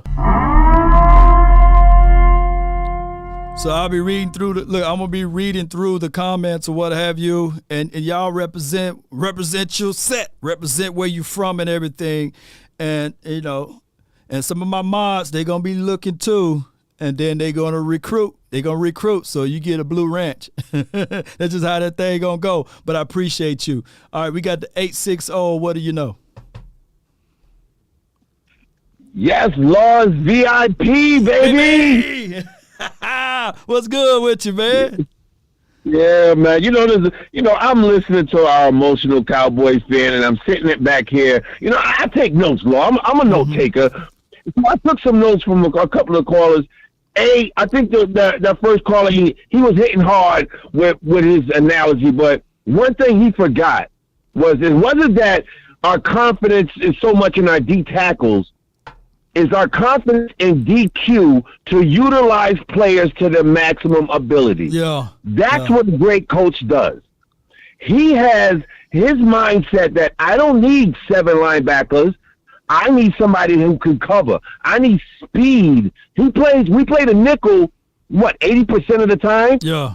So we need that speed out there. So the alternate pieces that he's looking for are those in-between, those bell types. Yeah. That's what we're looking at. That protege. We need somebody who can cover a linebacker and cover that middle zone. Yep.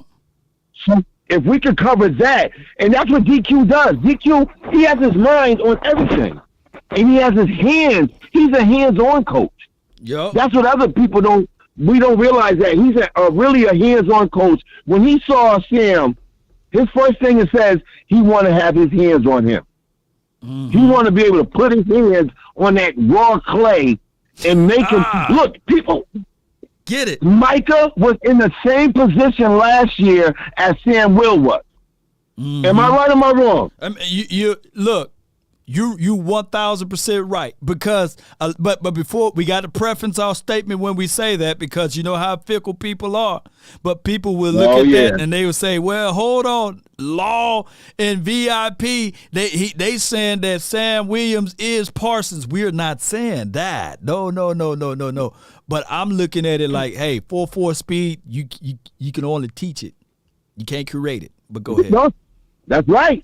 You can't. That's something you can't buy at a store. That's something that you can't authentic. You can't go get that online somewhere. You can't duplicate 4.4 and 4.3 speed. Yeah. All he is doing is enhancing what he has.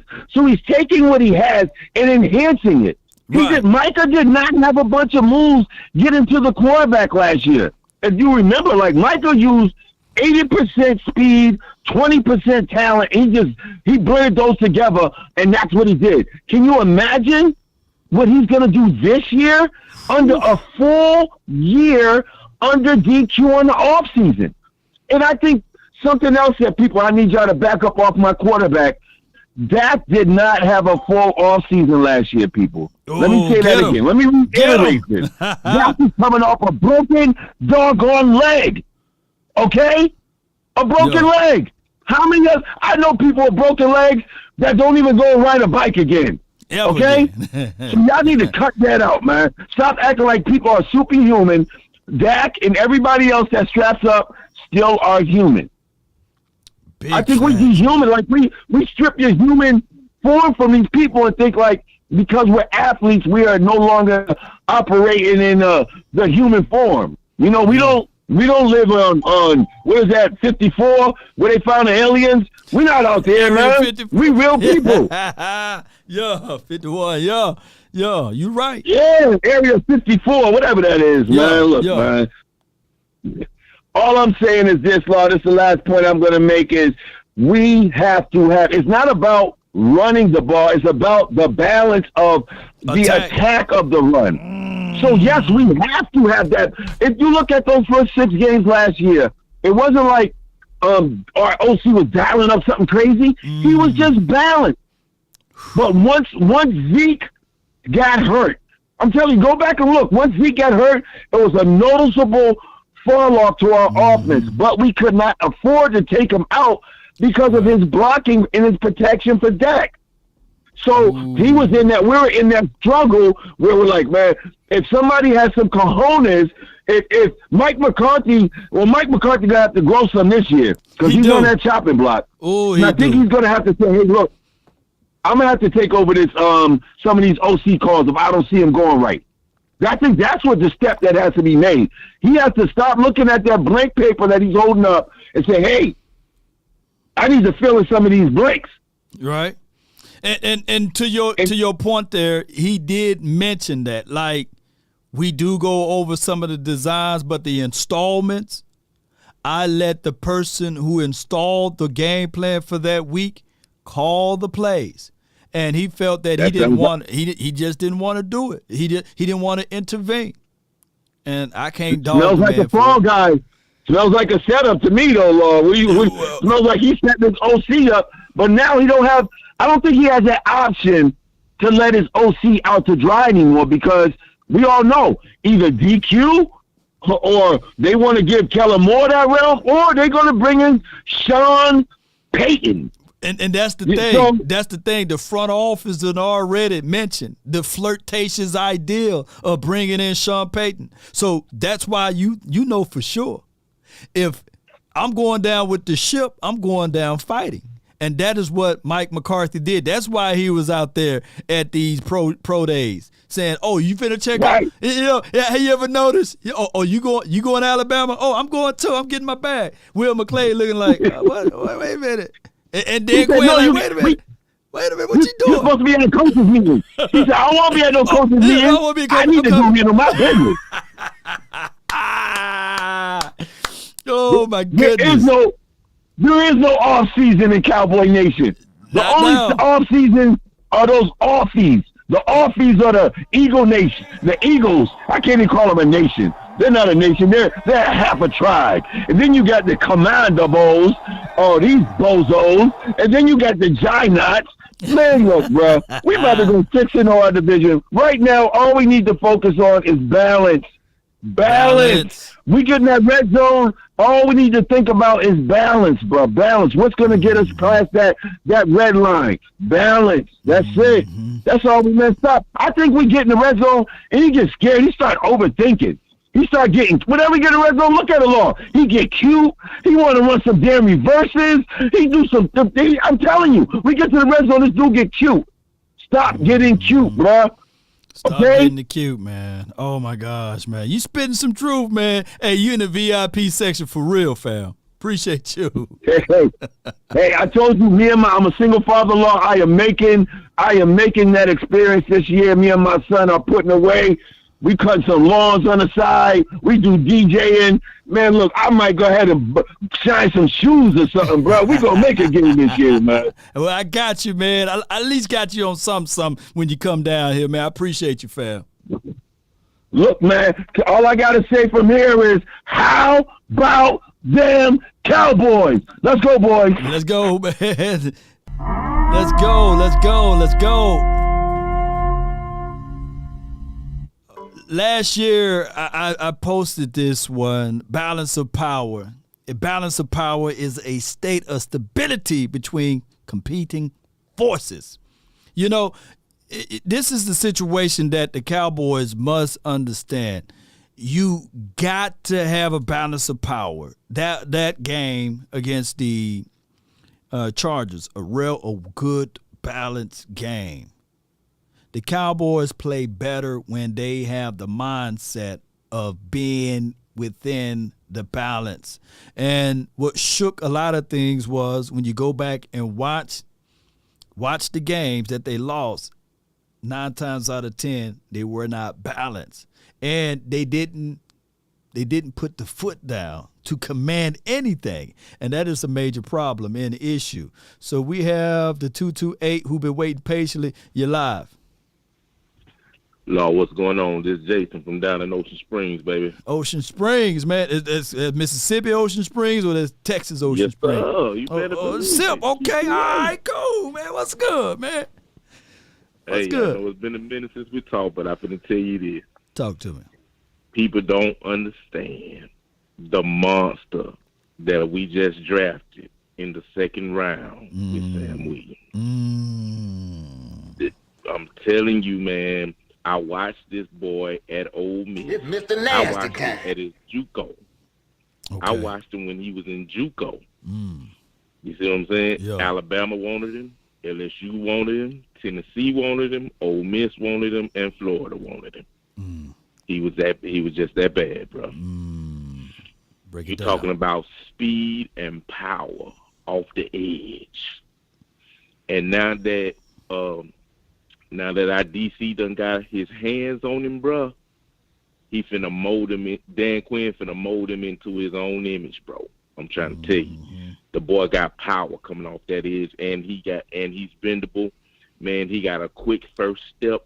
He gonna open up some eyes this year, man. I'm trying to tell you, he gonna take that before the year is over with. He gonna take that starting spot from Dante Fowler. You know what? I'm not gonna call you crazy or anything like that, because when I looked at the film, he got stiff hips. I've seen players like him with stiff hips do it. Chandler Jones, you can go look up his tape. He got really stiff hips. But I believe if he can work on his disengagement and he can get skinny and still keep that leverage and keep that speed, he don't even really have to have that bend, right? Just look up Chandler Jones. Chandler Jones don't have that bend. Willis McGinnis, he never had that bend. And I'm not finna go talk about the greats like the Reggie Whites of the world or what have you. Bruce Smith. Neither did Harrison for the Pittsburgh Steelers. He didn't have that bend. Harrison. What's his first name? What's Harrison's first name? He wore number 92 for the Pittsburgh Steelers back in the day. Oh, back in the day. And Troy Polamalu. Oh, okay. I know who you're talking about. Steelers Harrison. I forgot it. I know you're talking about. Yeah. 92, big boy. Yeah. James Harrison. Shout out to you, Chris. James Harrison. Yeah, man. So, but you're right. I'm also going to tell you this. I'm also going to say this. And I'm going to use this analogy because I watch wrestling. But back in the day, I don't know if you ever watched wrestling, but if you remember back in the day when the WWF and WCW was going at each other, the WWF was getting tore up because they was too vanilla. They didn't have no attitude. Right. When Stone Cold Steve Austin and The Rock, no one heard of these guys. When they came in there, they took them to a whole nother level because they got attitude. This class, it wasn't about stars. It was about getting attitude. It was about getting some dogs in there. It's about changing the mindset. Getting down in the dirt and getting it out the mud. Because I watched the draft. I watched who Philadelphia got. I watched who New York got. I watched who Washington got. And I listened to a lot of Cowboy fans screaming about, oh man, they done got the boy from Georgia. They done got this. New York done got that boy from Oregon. But what they don't understand is we the reason why they went out and drafted them boys. Go boy. Well, hey, you spitting the truth, because that was the reason why Washington team got the Bama boys. You remember? Exactly. Because to stop Ezekiel, they said, man, we got to stop and Ezekiel. We still ran all over. and we still ran all over. Man, can you say that all over again, man? We still ran all over. Oh my gosh, man! So this what I want. I want all those bandwagon Cowboy fans that's screaming, "Why didn't we draft that person?" All I want you to do, you ain't even got to lean in all the way. Just lean in a little bit. Just lean in right there and fix the jaw. Hold on to it. Yeah. Because this is the thing. Do you realize the reason why Philly drafted Davis from Georgia is because Fletcher Cox and them boys could not stop Ezekiel or Pollard both games both times they played us, from running through that line. Yup. We were busting through that defensive line. Same thing with the Giants. We were busting through the defensive line. Same thing with Washington. Busting through the defensive line. So then, this is why I applaud Jerry Jones and Stephen Jones and the scouting. Yeah. Because when was the last time, everybody talking about we don't know this guy that we drafted, this left guard, we don't know him. But when was the last time they drafted a bust offensive line? When was the last time the Dallas Cowboys? They didn't like Zach. What was it? The Travis Frederick. They said it was a reach. Yep. And look where he on. Travis Frederick gonna be a Hall of Fame center. Oh yeah. Look what they said about Zach Martin. Look what they said about Tyron Smith. They didn't think Tyron Smith was gonna hold up against them elite pass rushing edges. Look where he at now. You know what I'm saying? Even them years that we had Doug Free held his own for a little while. You see what I'm saying? Yeah. So we gonna be all right, man. But I will say this: I would like the Dallas Cowboys. I would like for our boys to bring in Julio Jones for a cup of coffee. I would like that, just to bring him in, see where his mind at, see how much he asking for, because now he's still on the market. You could probably get him for a good discounted price. Because what I'm looking at is the first 3 games of the season. Right. We're not gonna have name us Gallup. You ain't gonna have Gallup, dog. We're not gonna have Gallup. We don't really know what we got with Washington, and we don't know what we got with our rookie wide receiver. So, but this is the thing. This is the only kickback I got with the Julio Jones. Before they do that, they the Cowboys, they gotta see whether or not what they got out of those boys in camp. I wouldn't be mad if the Cowboys bring in Julio after Oxnard or the last week of Oxnard. Yeah. Because they did old boy like that. I think Everson, Griffin, they brought him in after everything was said and done, and they did another player like that just past year. They brought him in after everything is said and done. But I think Julio, you want less on his body, and you want to bring him in for only veteran leadership or what have you. But I feel you, though. I feel you on your thought track on that. I'm telling you, but can you imagine that wide receiver room with CeeDee Lamb, Gallup, and Julio, and how much them young wide receivers could learn from Julio? It'll be only for learning purposes. Yeah. Yeah. But before I go, I will say this, Cowboy Nation. If you don't know who Dontario Drummond is, you better go watch. You better go look at the film. Right, and that's the only reason why. That's the only reason why I said what I just said. Because Dontario Drummond, he gonna need those reps.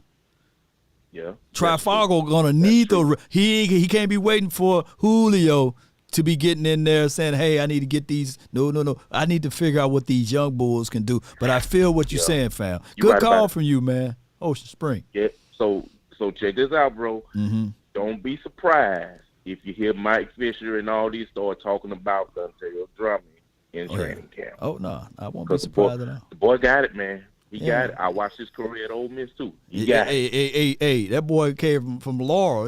Is he from Laurel, Mississippi? Yes, sir. So you know how to – that's all you can do out there. He got to get better with his route running. But he's shifty, and he got hands like glue. And he can throw it. He can throw that pill. And he can throw it. He played quarterback in high school. Yup. A lot of people don't know that, man. Appreciate you. I appreciate you too, Law. Y'all take it easy. My guy right there, man. Oh, I forgot to get his name. But, man, put your name down there, man. Yeah, Mouse Point and all that, Ocean Spring. Yeah, Ryan, appreciate you. Mouse Point, that's where Lucedale, that's where Trifago is at. Ty Trifago. 318, you live. Hey, what's up, Law? Nothing to it, man. Talk to me. Man, I just want to see. I was sitting there thinking. I wanted to see if you can confirm it for me because I'm trying to bang my head to remember this.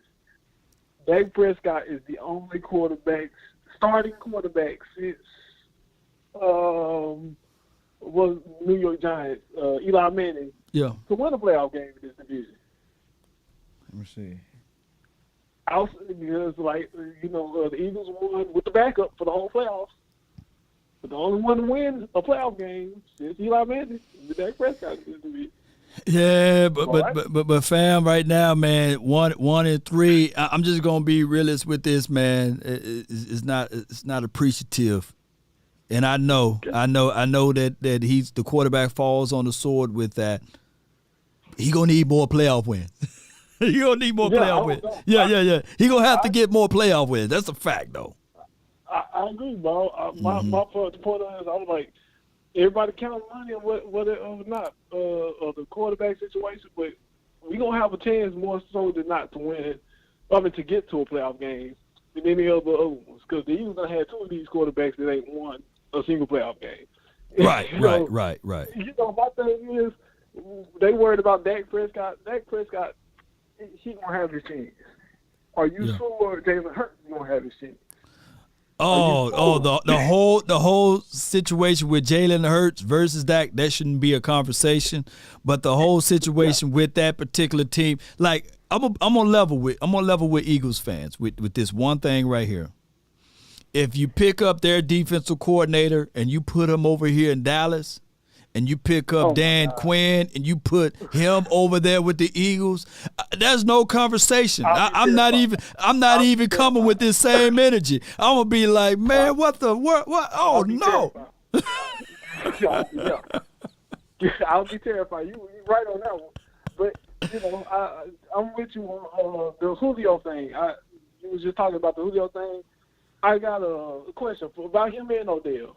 Because I know Odell's been rumored to the Saints too recently. Would it surprise you at all if they just decided we're gonna wait closer to the middle of the season to jump on one of the teams that look like they got a chance at winning the Super Bowl?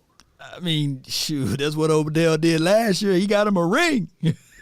Yeah. All Odell got to do now is play 2 more years just at a decent level, and he will be gold jacket Odell if you really contextualize what he did, right? All he got to do is it's just like hopscotch. And from the information that's told to me, LA is willing to bring him back. So he got options, And it's nice out there in LA, man. It's nice, man. Real nice. It's real nice.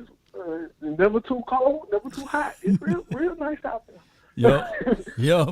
But I really did want to just mess around and get check that out. But the Julio thing did catch my interest when you was just talking about it. I was curious on that aspect as well because I don't want to get my hopes up, and I kind of want to keep all the other options on the table. And these young boys, Steven like cheap, so we don't got to bring them in because you don't go with cheap. Yep, and just to that point, and I'm bringing them up because my brother kind of like brought this up to my attention. He's the diehard 49er fan, and he was like, "Look, they brought in Mohamed Sanu. You remember him?"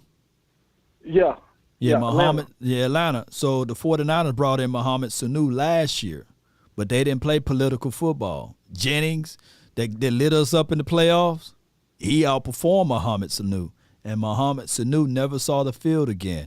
So if you bring in a veteran guy to help out, because Mohamed Sanu helped out, that's what a lot of people don't know who don't follow football like that. It was Mohamed Sanu that helped out Brandon Ayuk. It was Mohamed Sanu that helped out the other kid, Debo, you see, on certain ways to get themselves into playing shape or what have you, and to get out there on the field to do their thing. But although he helped, he didn't play. Yeah, just because you help it don't mean you're supposed to play. Hey, I learned from watching even basketball, Miami Heat. Some people know this, some people know. There's a lot of value when you down the chance football team. Woo! Yeah. But there's a lot of value with one of those player coaches. So you gotta love it. Yeah, you right, man. You spitting some good stuff at me, man. What's your name, fam? My name Kendrick. Kendrick. I'm Kendrick from Freeport. Kendrick Lamar, man. They put Shreveport. You from Shreveport, man. That means you knew old boy real for real. Dude, the cornerback we had on his team. Well, people. to say this, and I do get a little emotional about my quarterback because Dak actually is his. He went to Harlem 15 minutes from here. 15 minutes, yo. 15 to 30 minutes, depending on how far you are in Shreveport. So I'm pretty close to home. But, okay. And Tre'Davious White is White. Claiborne. Yeah, is Claiborne from there? Claiborne. Yes. Yeah. And he went to Fair Park, and I was around. I was in high school when Dak was in high school. I was in the band. I saw him play in high school. I saw Tre'Davious the end of the year. Yep. So I seen all of these NFL guys that go in and make their career. We got another guy in Buffalo, the kick returner. He played in Houston, wide receiver. He went to out of my Northwood. Northwood, okay. We have a couple of NFL players there now. What's up with Bossier City, man? I went through there, man, and had a good time out there. Oh yeah, Bossier. You know, Bossier. You got Bossier. You know, if you drove through Bossier, you know it's nice over here. Yeah. It's some people coming up. We still got some more people going into college that look like they can make a play, especially coming out of Bossier. But yeah, that's what Dak was at. Parkway is technically in Bossier. So no doubt, man. Yeah. But appreciate you, man. Thank you. All right, thank you. No problem. Kendrick, man. Yeah, that's my guy, man. Now he's my guy. He's in the system now. Oh my gosh, man. Damone Clark and Cox will complement each other. I 1,000% agree. Boy, man, y'all still on Dak, man. Let me listen to the rest of this audio. I love when people call in. It's always a pleasure, man. Let me finish this audio out and see what this dude had to say. If I could find the audio now, I hope I didn't get rid of it. Good old. Here we go. Man, y'all having a good time? How long I've been live? Somebody please let me know. He at least knew he was the guy to take the brunt of the criticism and be boring for the media and do all that, and that was the best way to do the job here. And I think Mike is already a little frustrated in having to deal with some of the things that Jerry puts in play. Before I let you go, Tim, we were talking about Luka a few minutes ago, and how you said, well, you Dallas hopes that he'll stay, right? With max contract players have gotten themselves out if they. Man, they ain't gonna let Luka go. But since he brought up Luka, my guy West Coast was saying who's more important to Dallas, Luka or Dan Quinn. And let's be real, the Cowboys bloodline of Dallas, basically. If anybody knows anything about Dallas, you think of not the Mavs, you think of the Cowboys, right?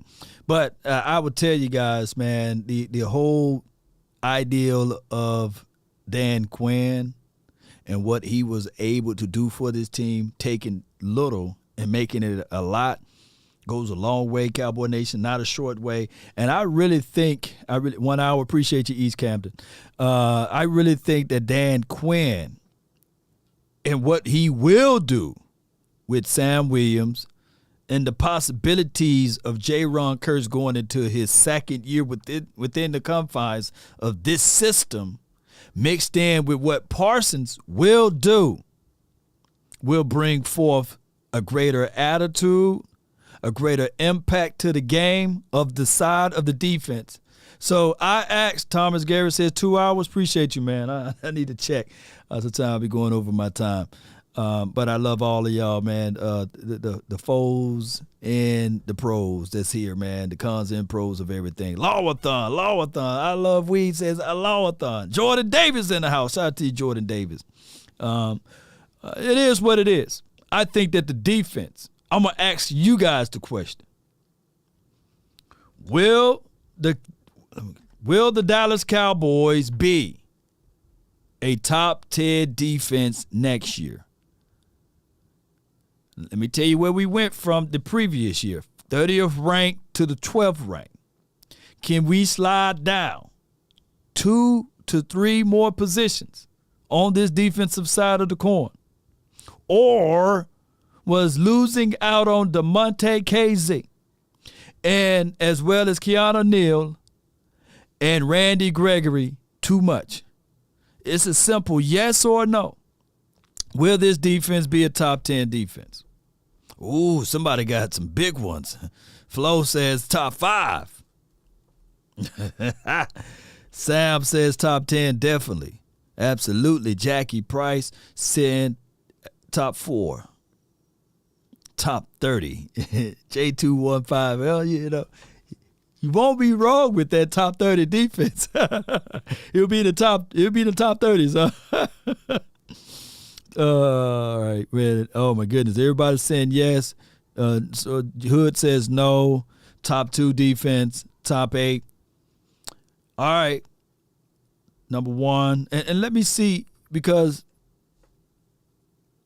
I need to pull up the Washington. I'm gonna pull up the Washington team.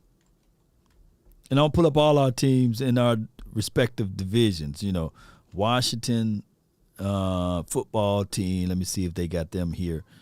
Commanders, okay. Last year, they were the 13th ranked defense. Not bad. If you started to look at everything and contextualize it, we was 12th. Not bad. Shoot, we better be careful. They got Carson's now, you know, who knows? Let me type in the Giants.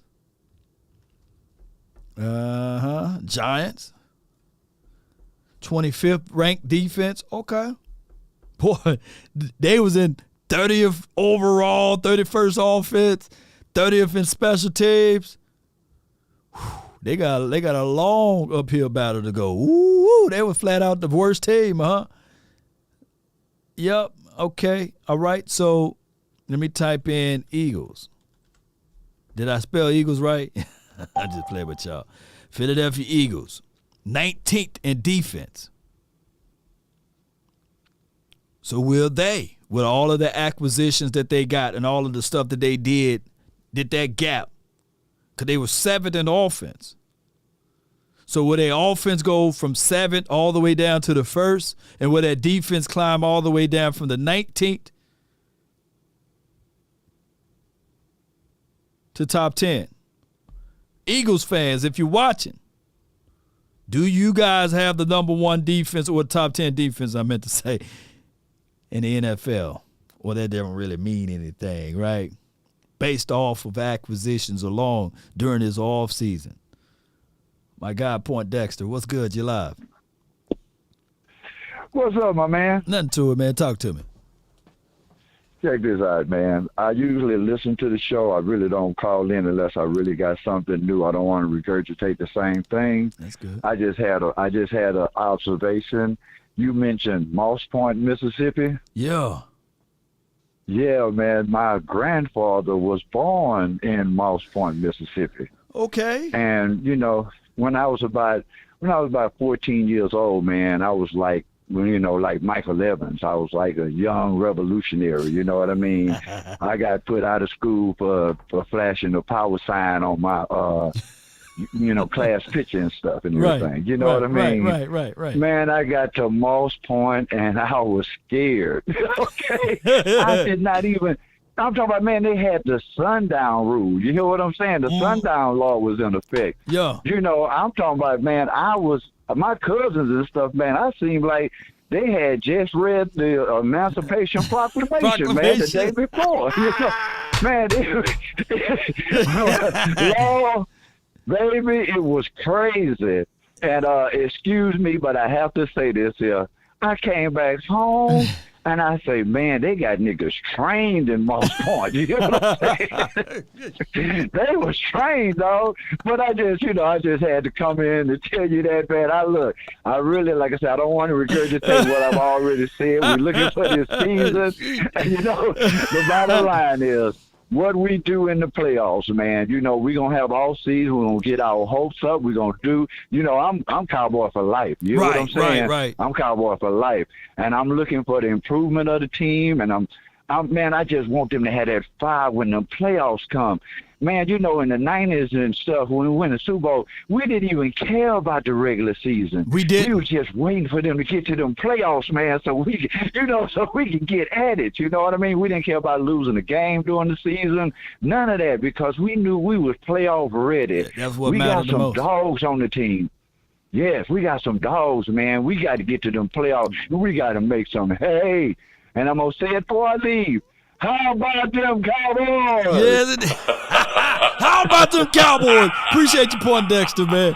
Hey, you telling the truth over there. So, look, we got 82 counties in Mississippi, man, and some of the counties you don't want to get caught in those counties after the sun done set. That's just the reality of it. And I heard some parts of Texas is like that too. I was watching the Texas Chainsaw Massacre, the movie that came out a couple of years back, and they went and knocked on the wrong door, and it was over for them. I'm talking about, and then what got me with the Texas Chainsaw Massacre, it was based off of a true story, like based off of these events. These events actually happened. And I want you guys to do, I'm from Natchez, Mississippi, and I want you guys to look up Devil's Punch Bowl, you know, and let me know what you guys find out, you know, because Natchez, Mississippi, when the slaves were released or what have you, a lot of them couldn't find jobs, so they came back to the people that once owned them, and, you know, those who couldn't work and perform, they used to, the story tells it, you know, you coming back, we gonna do some things to you and throw you off into this Devil's Punch Bowl. And they found over 29 sinkholes in the world, right? That at the bottom of the sinkhole that there's life under there. Well, no one never been to the bottom of the Devil's Punch Bowl. Just look it up. True story. Natchez, Mississippi. Type in Devil's Punch Bowl, and you will find out some of the storylines of when Natchez was a quote-unquote, you know, concentration camp. And for those who didn't perform, was thrown down there, or they threw bodies down there. And it's strange fruit to this day that still grows around the Devil's Punch Bowl, and nobody touch it and nobody eat of it, because you know that movie that came out a couple of years back, a long time ago, called Skeleton Key? You know, just look up Skeleton Key. Boy, look, that's some voodoo stuff and some crazy stuff that goes around. But shout out to my beloved state of Mississippi. All 82 counties, man, in the state of Mississippi. It's just that some of them you don't want to get caught and go down the wrong road at night. What is the Devil's Punch Bowl? Look it up, Chris Davis. Look it up. I don't want to turn it to the History Channel over here, but baby, there's some things that happen out there. And please, Facebook and YouTube, don't shadow ban me. Don't do it. I'm just talking.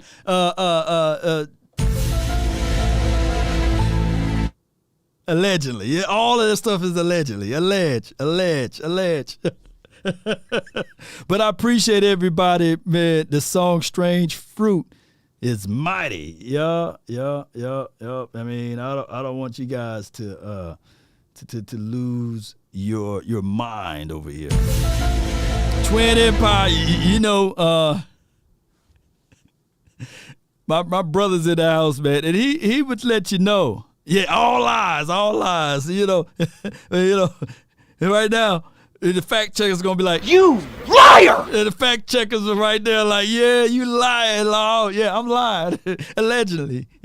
just I tell you what, on senior skip day, we used to have a ritual, whereas, you know, you don't supposed to get caught. You know, if you get caught, you get caught. You tell your people that, yeah, I'm going to school or what have you, but really you plan to skip school. Well, Natchez is a population of 25,000, right? So where you go? Where you go skip at? Well, we had the bold Kahanas, you know. We go hang out at the Devil's Punch Bowl. You know, you do crazy stuff when you're young. Now, I heard that cell phones don't work out there in Devil's Punch Bowl, and it's awkward. It's like the Bermuda Triangle, right? You know, they said the Bermuda Triangle is an actual port that you can go there and you go to another galaxy or another planet, or you go to the opposite side of the world, right? But I'm telling people right now, we didn't have cell phones. We had the beepers back in the days. It didn't work over there at Devil's Punch Bowl, and nobody messed with you. So you understand the words I'm saying? You know, when you was out there at the Devil's Punch Bowl, you know, allegedly. Jay Versick, what's good, man? Dropping some support. Yeah, all of this is alleged, right? All of this is allegedly. But that's where we hide out at on Senior Skip Day, right? Because we know the cops and nobody else will go out that way to the Devil's Punch Bowl. people looking up the Devil's Punch Bowl right now, like, look, Law is lying, you know, and they're going to find out their storylines out there. But shout out to you, Jay Versick, man. Thank you so much. You know, VIP, what's good, man? Cowboys, top 5D, yeah. Oh, man. Here's my thoughts before we roll up out of here, Cowboy Nation. The Dallas Cowboys offense, will they be a top 10 offense for the 2022 season?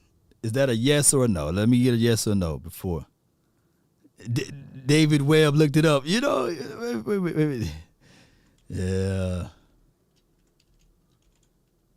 Let me see. Yeah, will they be? Yeah.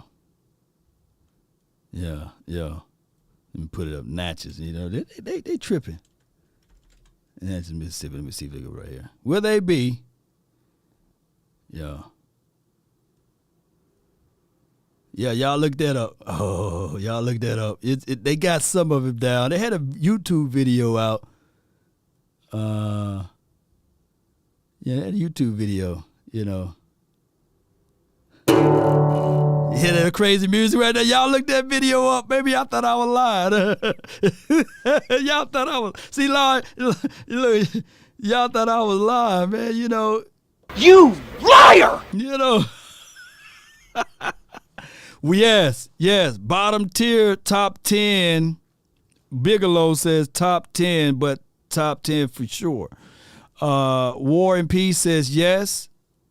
So last year, we stopped right here, right? The defense for the Philadelphia Eagles 19th. So they believe that they're going to be moving from the 19th defense to top 10 defense based off of draft picks and based off of their offseason acquisition. And most of them are thinking that they're going to at least be 13-4 or 12-5 as far as their record. They're going to be that, you know, as far as what they believe, 13-4, 12-5 as far as the Eagles.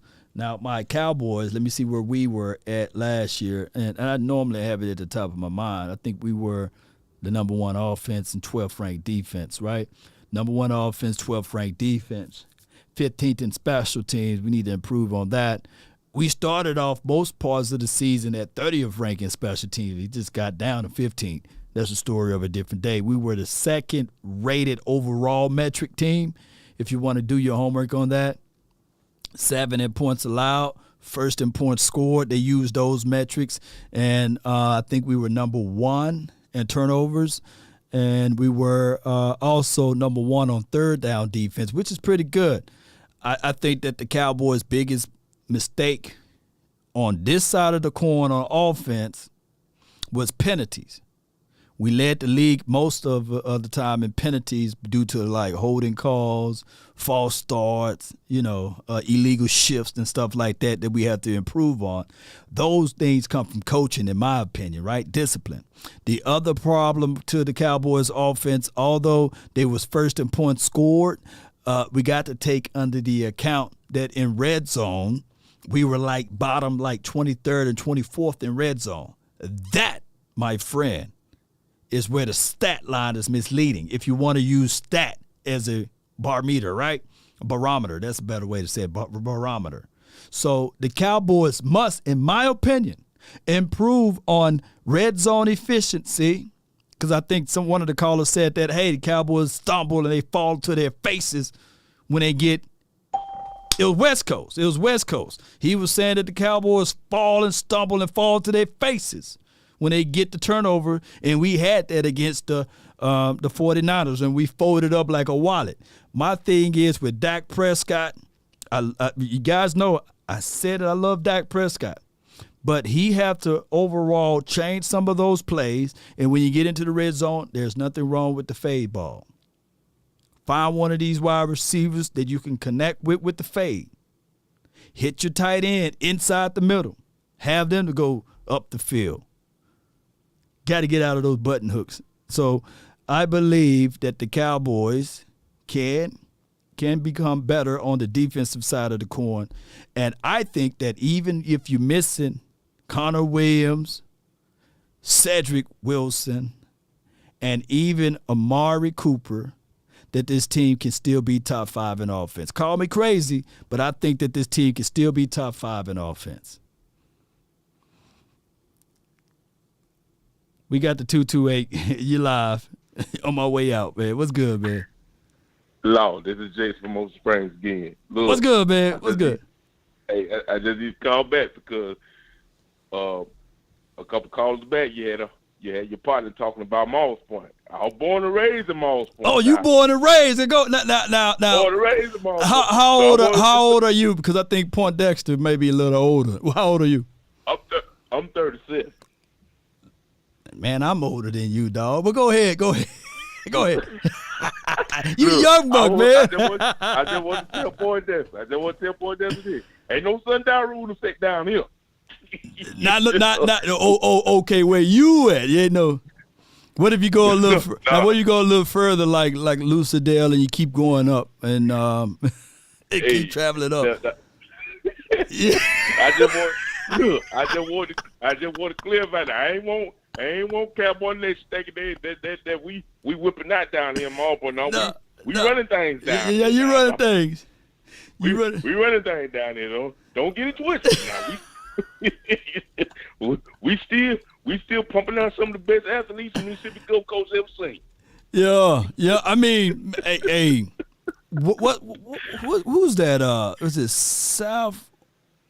Who's Panola. That? South Panola, right? Now a little bit. Yeah. Now, go ahead. I was grown. That was my era when Moss Point and South Panola was fighting all them years, man. Man, I played offensive tackle and nose tackle for Moss Point. We played against South Panola during them rivalry years. Yeah, buddy. Yeah, buddy. Man. There was some good players. Some good players came out of there, man. Some good players came out of there. But yeah, man, I just wanted to call in to clarify that when I heard Pointers, I was like, hold up, wait a minute. Hold on. Well, we're gonna do some Mississippi history around this bug, man. Yeah, we gonna have to do. You gonna have to do a panel. A panel, all the Mississippi boys, man. Yeah. All Mississippi boys, man. But man, look, I love you guys, man. I love you, Law, man. Keep doing your thing, brother. Hey, what school before you rolled? Clinton Porter's. Was he? What school he was at down there? I think Clinton Porter's was from Laurel. Laurel, so he from Laurel too. I just knew him, man. I think Clinton Porter's from Laurel. He came out a little bit ahead of us, man. But yeah, that Clinton Porter's. Shoot. Yes, sir. Yes, sir. You better believe it, man.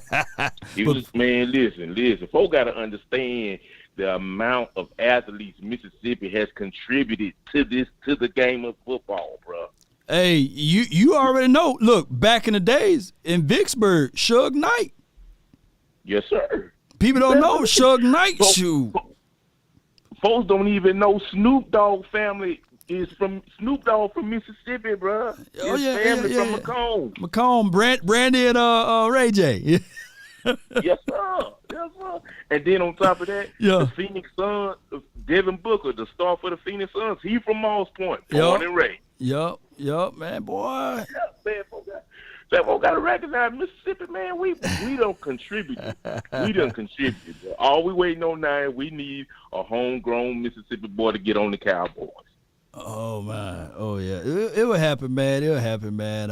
It'll happen one of these days, man. It's gonna be Dontario or Tri-Fargo, both of those boys. Yes, sir. Hey, before I go though, Law, me and you, bro, we got to go to a Jackson State game while prime time is there, bro. Oh yeah.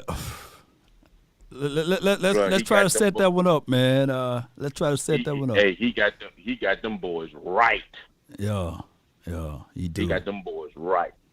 I'm telling you, he got them boys right. Them boys can put the boys he got on there now. They can be on the NFL roster. But you know who? What's the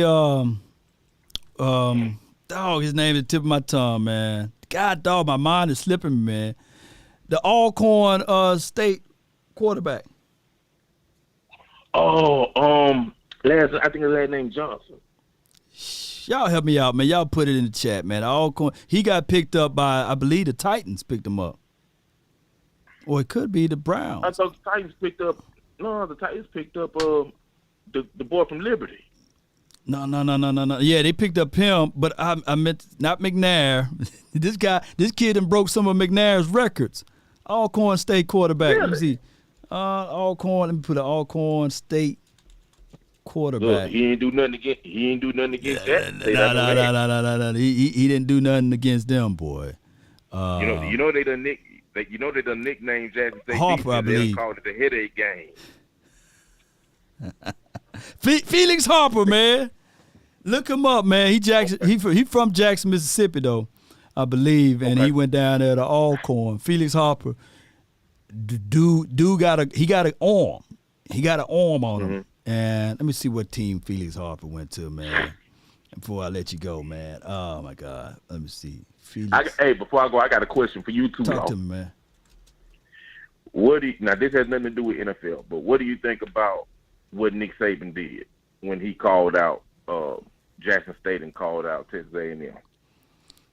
Nick Saban losing some of those people, man. When you lose guys that can run those low 4.3s or those big boys that can bench press 425 and throw it around. He trying to resurface like, hey, I didn't win last year. They talking about Georgia, you know, all of this stuff. I need to get my recruits back to over here there at Alabama, and it's a different world when you living with all of the talent, right? It's like if I'm coaching Rob Woodson, Prime, and Herb, man, I'm looking good, you know. But if I'm coaching these dudes that can barely, you know, run a 9 or don't understand what a 7 is, it's a different type of world. So he's trying to resurface and regain, but he did it the wrong way. He did it the wrong way, man. The thing about it though, that NIL is leveling the playing field, though, bro. But the NIL, look, that's always been the truth, though. I mean, even when I was at Jackson State, I was like, some of those boys are like, man, come on, man. How you get that, dog? You know what I'm saying? Like, how you get that? Yeah, you know, it's true. But now it's just bigger. Even some of Nick Saban's former players came out and said they was getting paid. Nick Saban owns a car dealership in Tuscaloosa. Yup. That be giving them boys cars. So I mean, come on, man. Don't let the pot call the kettle black. I'm just glad that he stuck a split mouth, because I can't stand them Crimson Tide, bro. I can't stand. You can't stand Roll Tide. Come on, bro. Look, I put them on the same level as the Eagles. Can't stand them, bro. Can't stand them. Hey, we going. Look. This year we serving. I got a special. We gonna be cooking in Cowboy Kitchen. We're gonna be serving 2 sides, a deep fried eagle, and then when the college football season starts, we going elephant hunting. You going elephant hunting. So you know that's what happened to Cam Newton, right? You know, with Cecil and everybody, you know. Yeah. Mississippi State had him in the bag. Right. And I think that Cam, believe it or not, technically his brother could slang that thing, but you know how that stuff goes, man. They're like, yeah. His brother had better arm talent. But he wasn't a better athlete. But he had that, yo. Yeah. But he was way more accurate than his brother. But man, look, I know you got other people on the other line. No. You gonna be the last one, man. But yeah, somebody said Saban opened up Pandora's box and he outspoke his wisdom teeth. That's basically what he did. I said, God dog, Saban. He said what everybody was thinking. I'm gonna tell you I'm gonna tell you exactly what's gonna happen, bro. What? Soon as Nick Saban retire, you're gonna hear all these stories coming out of Alabama of all these players that was getting paid, all this infraction. You're gonna hear all this stuff because ain't no way you can sign number one class after number one class after number one class and ain't nothing illegal going on. You mean to tell me kids from California want to just come to Tuscaloosa, Alabama, just to come play for Nick Saban? Yeah, come on, bro. In the woods, man. In the trees. Come on, man. Come on. Come Alabama on, man. The SEC got them deep pockets, bro. Why you think all of a sudden now Oklahoma and Texas is finna come to the SEC? They already done signed the contract. They gonna be in the SEC West come 2026. You know, this is what happened, and this is real talk. My Jackson State, the Memorial Stadium where they play at, right? Mm-hmm. They don't make enough money to keep the building, like infrastructure, upright.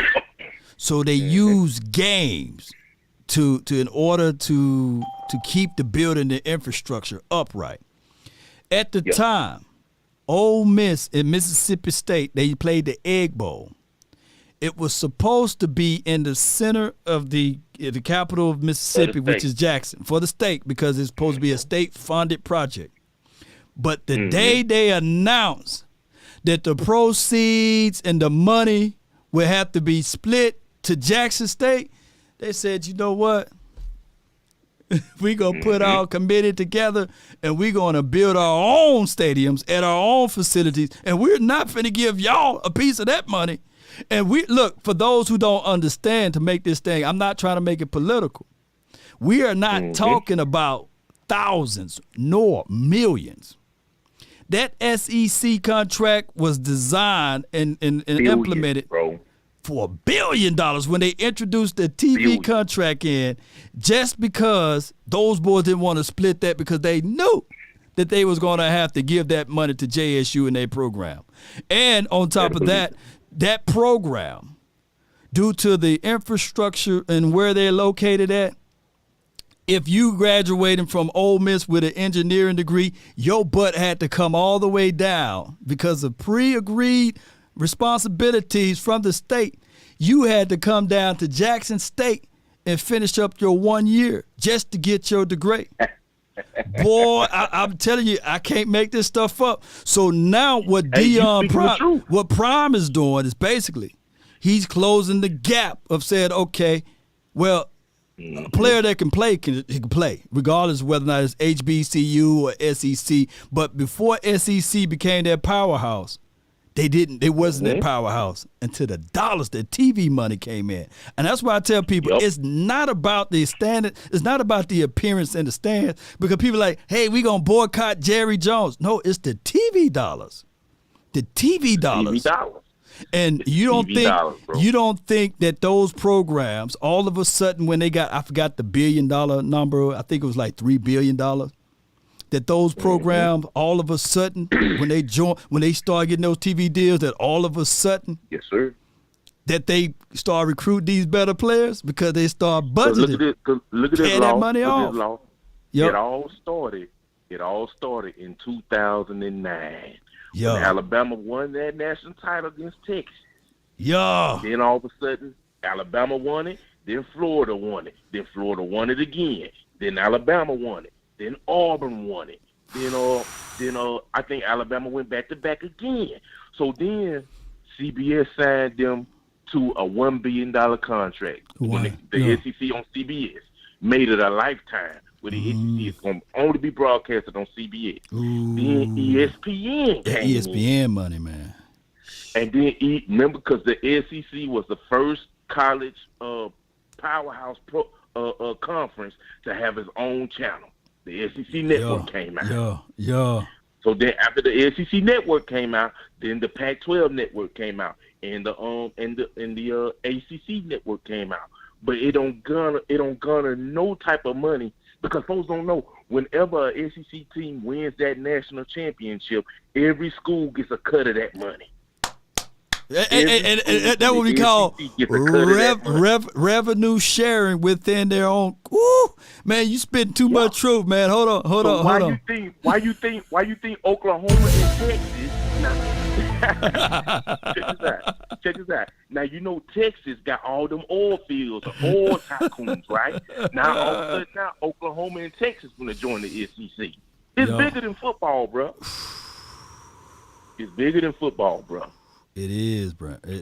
Look. That's just a byproduct. This is why I kind of got up. This is why I kind of got upset with Jackson State a little bit, just a little bit. Yo. Because Jackson State boosters been had money. Been had it. But when Prime got there, all of a sudden now, hundreds of thousands and millions of dollars are being raised at Jackson State from the boosters. From the boosters, man. They could have been fixed the stadium. They could have been fixed the practice fields. But it wasn't until Prime got there, and all of a sudden, because all the attention that Prime bring with him. Look, bro, look. You spitting so much truth. There was a community college, like a little smaller college, and this happened when a Hurricane Katrina came, and the Saints were looking for a stadium, and they said, man, let's just go do it in Memorial. They went out there and they realized, yeah, it's a big stadium, it's nice, but shoot, Deuce McAllister and all of those boys, they can get snapped up out there, so they went and used that little small stadium. I forgot the name of that team. They started playing in Shreveport. In Shreveport, yeah. But the original agreement was to play. The original agreement was to play Memorial at Jackson State. But the field was tore up. Yup. But now, guess what? Prime got them out there. They done built a $2 million practice field. They done built a $2.5 million indoor facility with brand new locker rooms. You can go on Prime. Anybody that's listening can go on Prime's Instagram, and he got it all up there. And the city of Jackson just authorized the commission of building a brand new indoor stadium. Get out of here, man! I ain't been following Jackson that long. Stadium, ooh, they going crazy with it. In about 3-4 years, them boys gonna be playing in a dome. Get out of here, man. Man, yeah, bro. Oh, wow. They just redid the whole field at the vet. They just redid the whole field. They got state-of-the-art artificial turf on the field now. Lord have mercy. I need to go back down there to Jackson, just drive through there, man. Bro, they done put them boys in brand new uniforms. They got just as much color uniforms as Oregon do now. Man, that's crazy, man. Shoot, Prime. So now he just, because what Prime doing is he raping the transfer portal. He got boys transferring from USC, Florida, Texas, Arkansas, Mississippi State. He got one boy from Tennessee. He got 2 boys from Alabama. They coming down there, bro. That doggone Prime. Y'all protect Prime at all costs. Hey, when somebody said he's doing it for the coach. He doing it for the coach, but when somebody said, hey man, Law, what do you think about Prime being a coach for the Dallas Cowboys? If Prime become the coach for I was watching some videos of this Prime coaching because I didn't trust me, I still can't stand Prime, even though we got a Super Bowl from him. He still peed-eyed by guy Michael Irvin. I can't stand him. Yeah, then he played for every team. He played for the Washington team, the Raven team. I said, look, that Prime just milking the system. Get out of here, you know. But here's the thing. When I heard the news of him going to my Jackson State, I said, man, this is just a publicity stunt. He ain't finna do anything. It's just about him. I thought it was just about him. I was so wrong because when I looked at this man and I saw him coaching, this dude is coaching. He coaching. How do you get the #1 cornerback in the entire nation? You steal him from Florida State, and he signed with Jackson State. Hey, steal him from the team that you played for, you know? That you played for. Because, and I think one of the reasons why Prime did that to Florida State, because he's supposed to got that head coaching job with Florida State, but they screwed him out of it. Oh, I didn't know that. Look, before they hired Norvell, he was one of the front runners to land the head coaching job at Florida State. Yo, man. Now he going to Jackson State, and he turning Jackson State into the Alabama of the SWAC, bro. Look, try to tell you. I tell you this right here. If Prime was coaching this team, we would have back-to-back Super Bowls. Prime gonna bring that attitude. He gonna bring that attitude. You would flat. You gotta be a dog. What happened? What happened against the 49ers would never happen. There's no cap to this. If Prime was the coach for the Dallas Cowboys, I'm saying it, we would have back-to-back Super Bowls. You know, Shaquille O'Neal is leading the campaign for them to hire Prime as a head coach now. Yeah, but he said he can't tell grown man what to do. That's what Prime said. He don't have time to play with grown man. But bro, can you imagine Anthony Brown and Trayvon Diggs learning from Prime, bro? Yeah. It's a whole nother level. It's a whole nother level, bro. But hey, before I go, I'm gonna say this though. Folks better watch out for Jabril Cox, boy. That boy coming with it this year. No doubt. I really believe it. I think Jabril Cox, he gonna surprise some people. He may just give Van Der Esch a run for his money. Yeah. Oh yeah. He may just. We'll see. No doubt, man. Appreciate you, fam. Appreciate you. Hey, tell your boy the next time, bro. Don't down talk off like that, bro. Hey, man, but y'all have a good one, man. Look, we have to have a Mississippi talk one day, man. We're gonna have to. Come on, point ain't that nice, bro. We ain't that nice. We gangsters down here. No doubt, bro. Salute. All right, bro. Goodbye. All right, man. That was the last phone call. Look. Some people, R&B says, I don't know if you're a singer, but R&B says, Law, you smoking? Hell no. Look, man, I had the same doubts. I had the same doubts about Prime for my Jackson State. But he is not, look, he is a coach. I'm going to hold these guys accountable coach. He is a guy that demanded those boys be on time. Just check out his IG stories. Check out some of the films from Cut Day. Shout out to my boys Cut Day on YouTube. And Prime is a real good coach, bro. And, I thought that he was going to be like the coach he was out here in Cedar Hill and Trinity. But no. And I thought that he was doing it just for his sons. But he coaches his son even harder. Prime is a good coach, man. I know that I thought that he was going to be a flashy, dashy guy, a political guy, and just doing it for pubs. No, this dude is a real coach's coach, man. And check out my guy, man. I'm gonna plug his channel, man, and just check out some of his stuff, man. Cut Day, there's my boys over there, and check it out right there. The link is right now in the description or in the chat log there. I appreciate everybody for tuning in. Really thank you guys for being part of this episode. I know we jumped off the topic there, but and Eddie's doing it with fun, and Coach Prime is doing it with fun, and that's another thing. Cowboy Nation. I'm going to get on up out of here, Cowboys, but I want you guys to be sure that even in this moment, right, of being where the Cowboys are, back to the Cowboys conversation, even at this moment where it appears that the Cowboys are not making enough moves, I like it.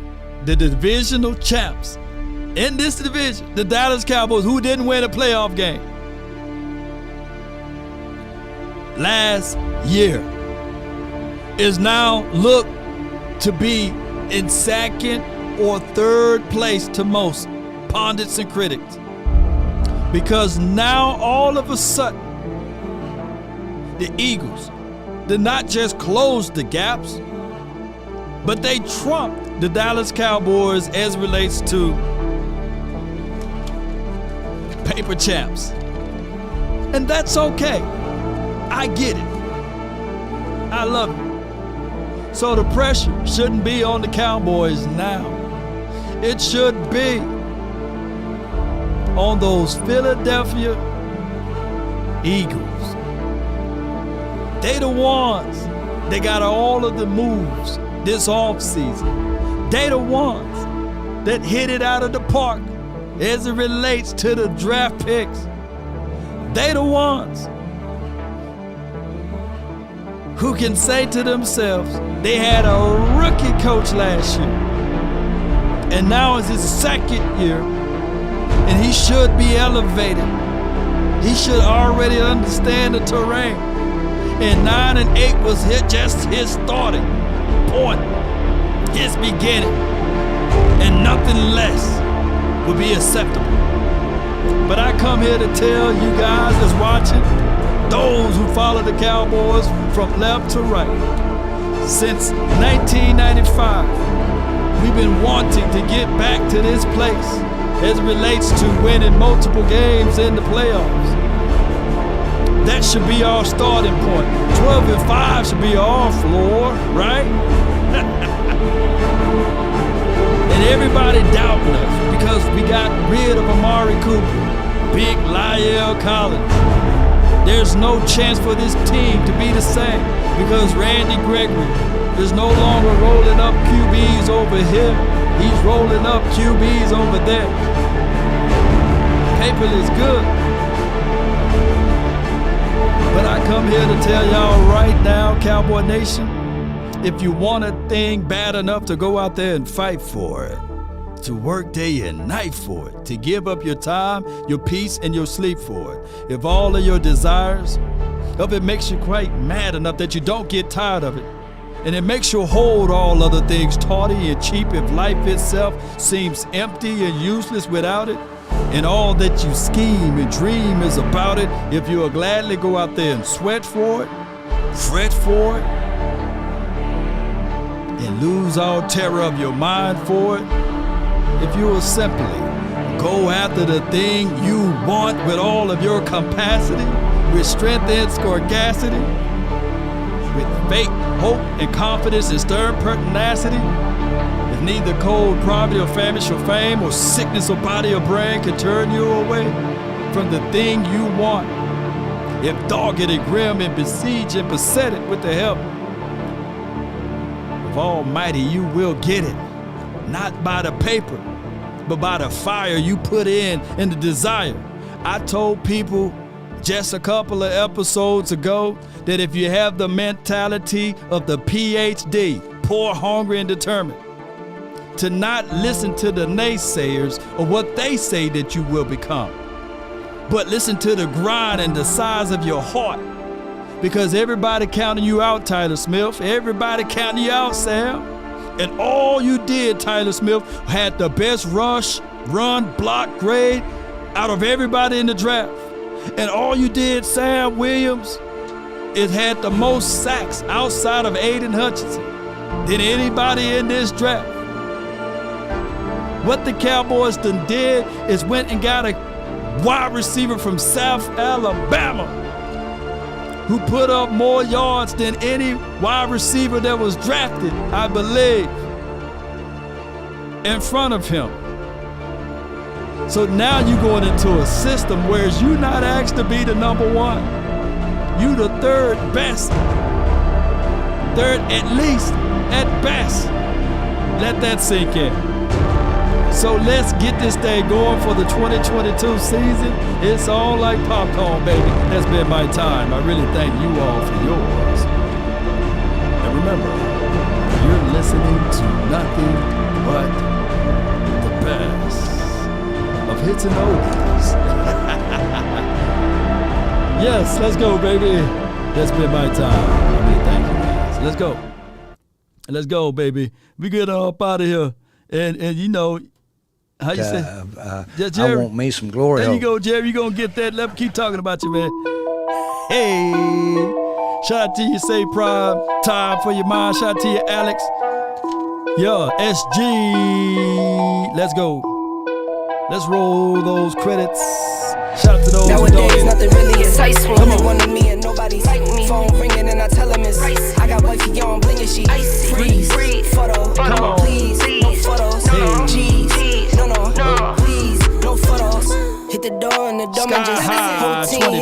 some. Still young, but I move like a new deal to my lawyer. If you're down in my management, I'm just warming up a way till I producers saw the numbers one. Different colors in my baggy light.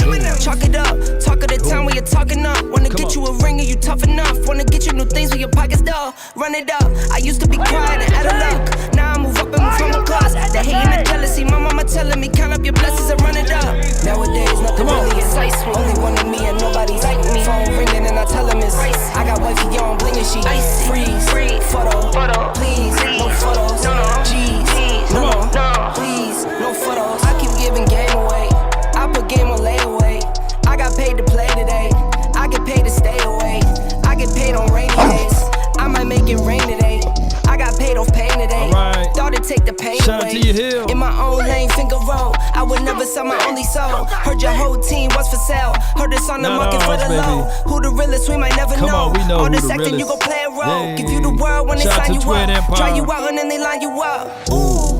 Now you're looking hungry, ribs are touching, need some food. Now you're all on live acting surprised, but you was fooled. Boy, get out the way, it's been a day, now you're old news. Now you got the pen and pad, you're trying to take my moves. Nowadays, nothing really excites me. Only one of me and nobody's like me. Phone ringing and I tell him it's I got wifey on bling and she freeze.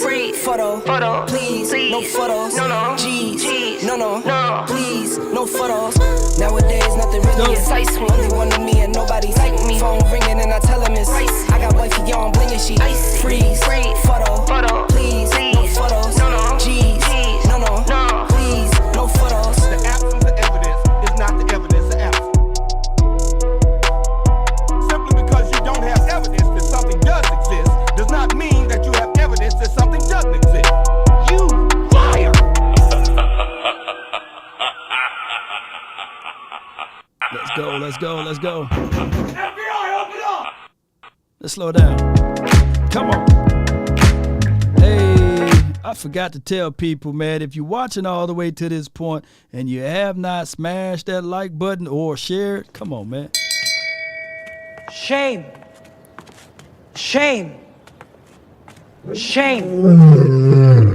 Come on, let's get up out of here. One love to everybody. Let's go.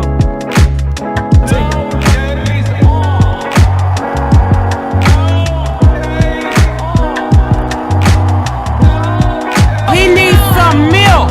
Let's go. Let's go, baby. Tell them. When you pray for rain, you gotta deal with the mud too. Let's go. Hey. Take a drag of my cigarette. Breathe me out, breathe you in. And another one, baby. Yeah. Get it. Take a bite Come on, of my Clark, burger, baby. save the last bite for you. For you.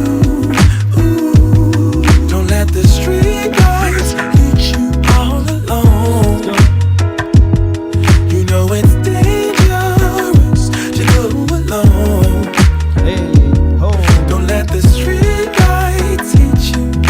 Can I be your player too? Let me see some fire emojis in the chat, baby. I'll follow wherever you go,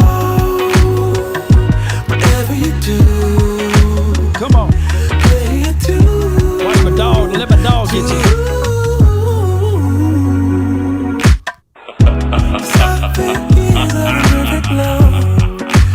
That dog got teeth, baby. Another one, And another one. and another one. See some hearts up in there, baby. I think you were the one I loved. 7 wonders all in one. Come on. All in one. Don't let the street lights hit you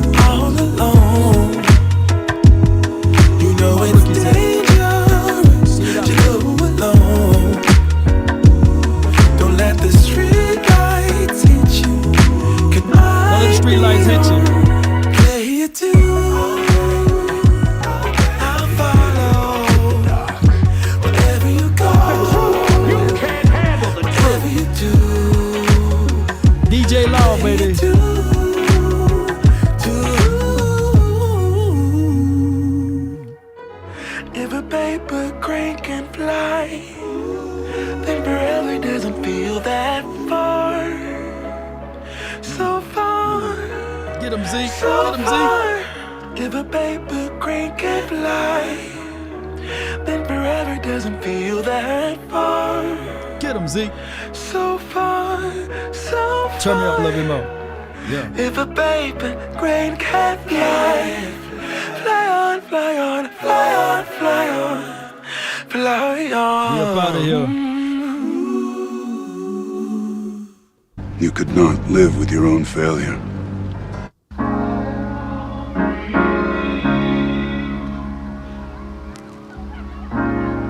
You have to be your biggest fan. And when things are really tough and they're really rough and nothing's working, but there's something inside of you that says, I just have to follow that. Because you don't know who you're going to be, who you're going to be, who you're going to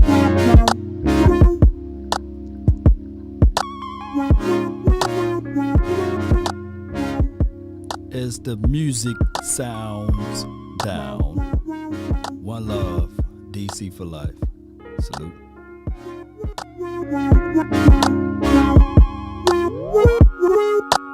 Free.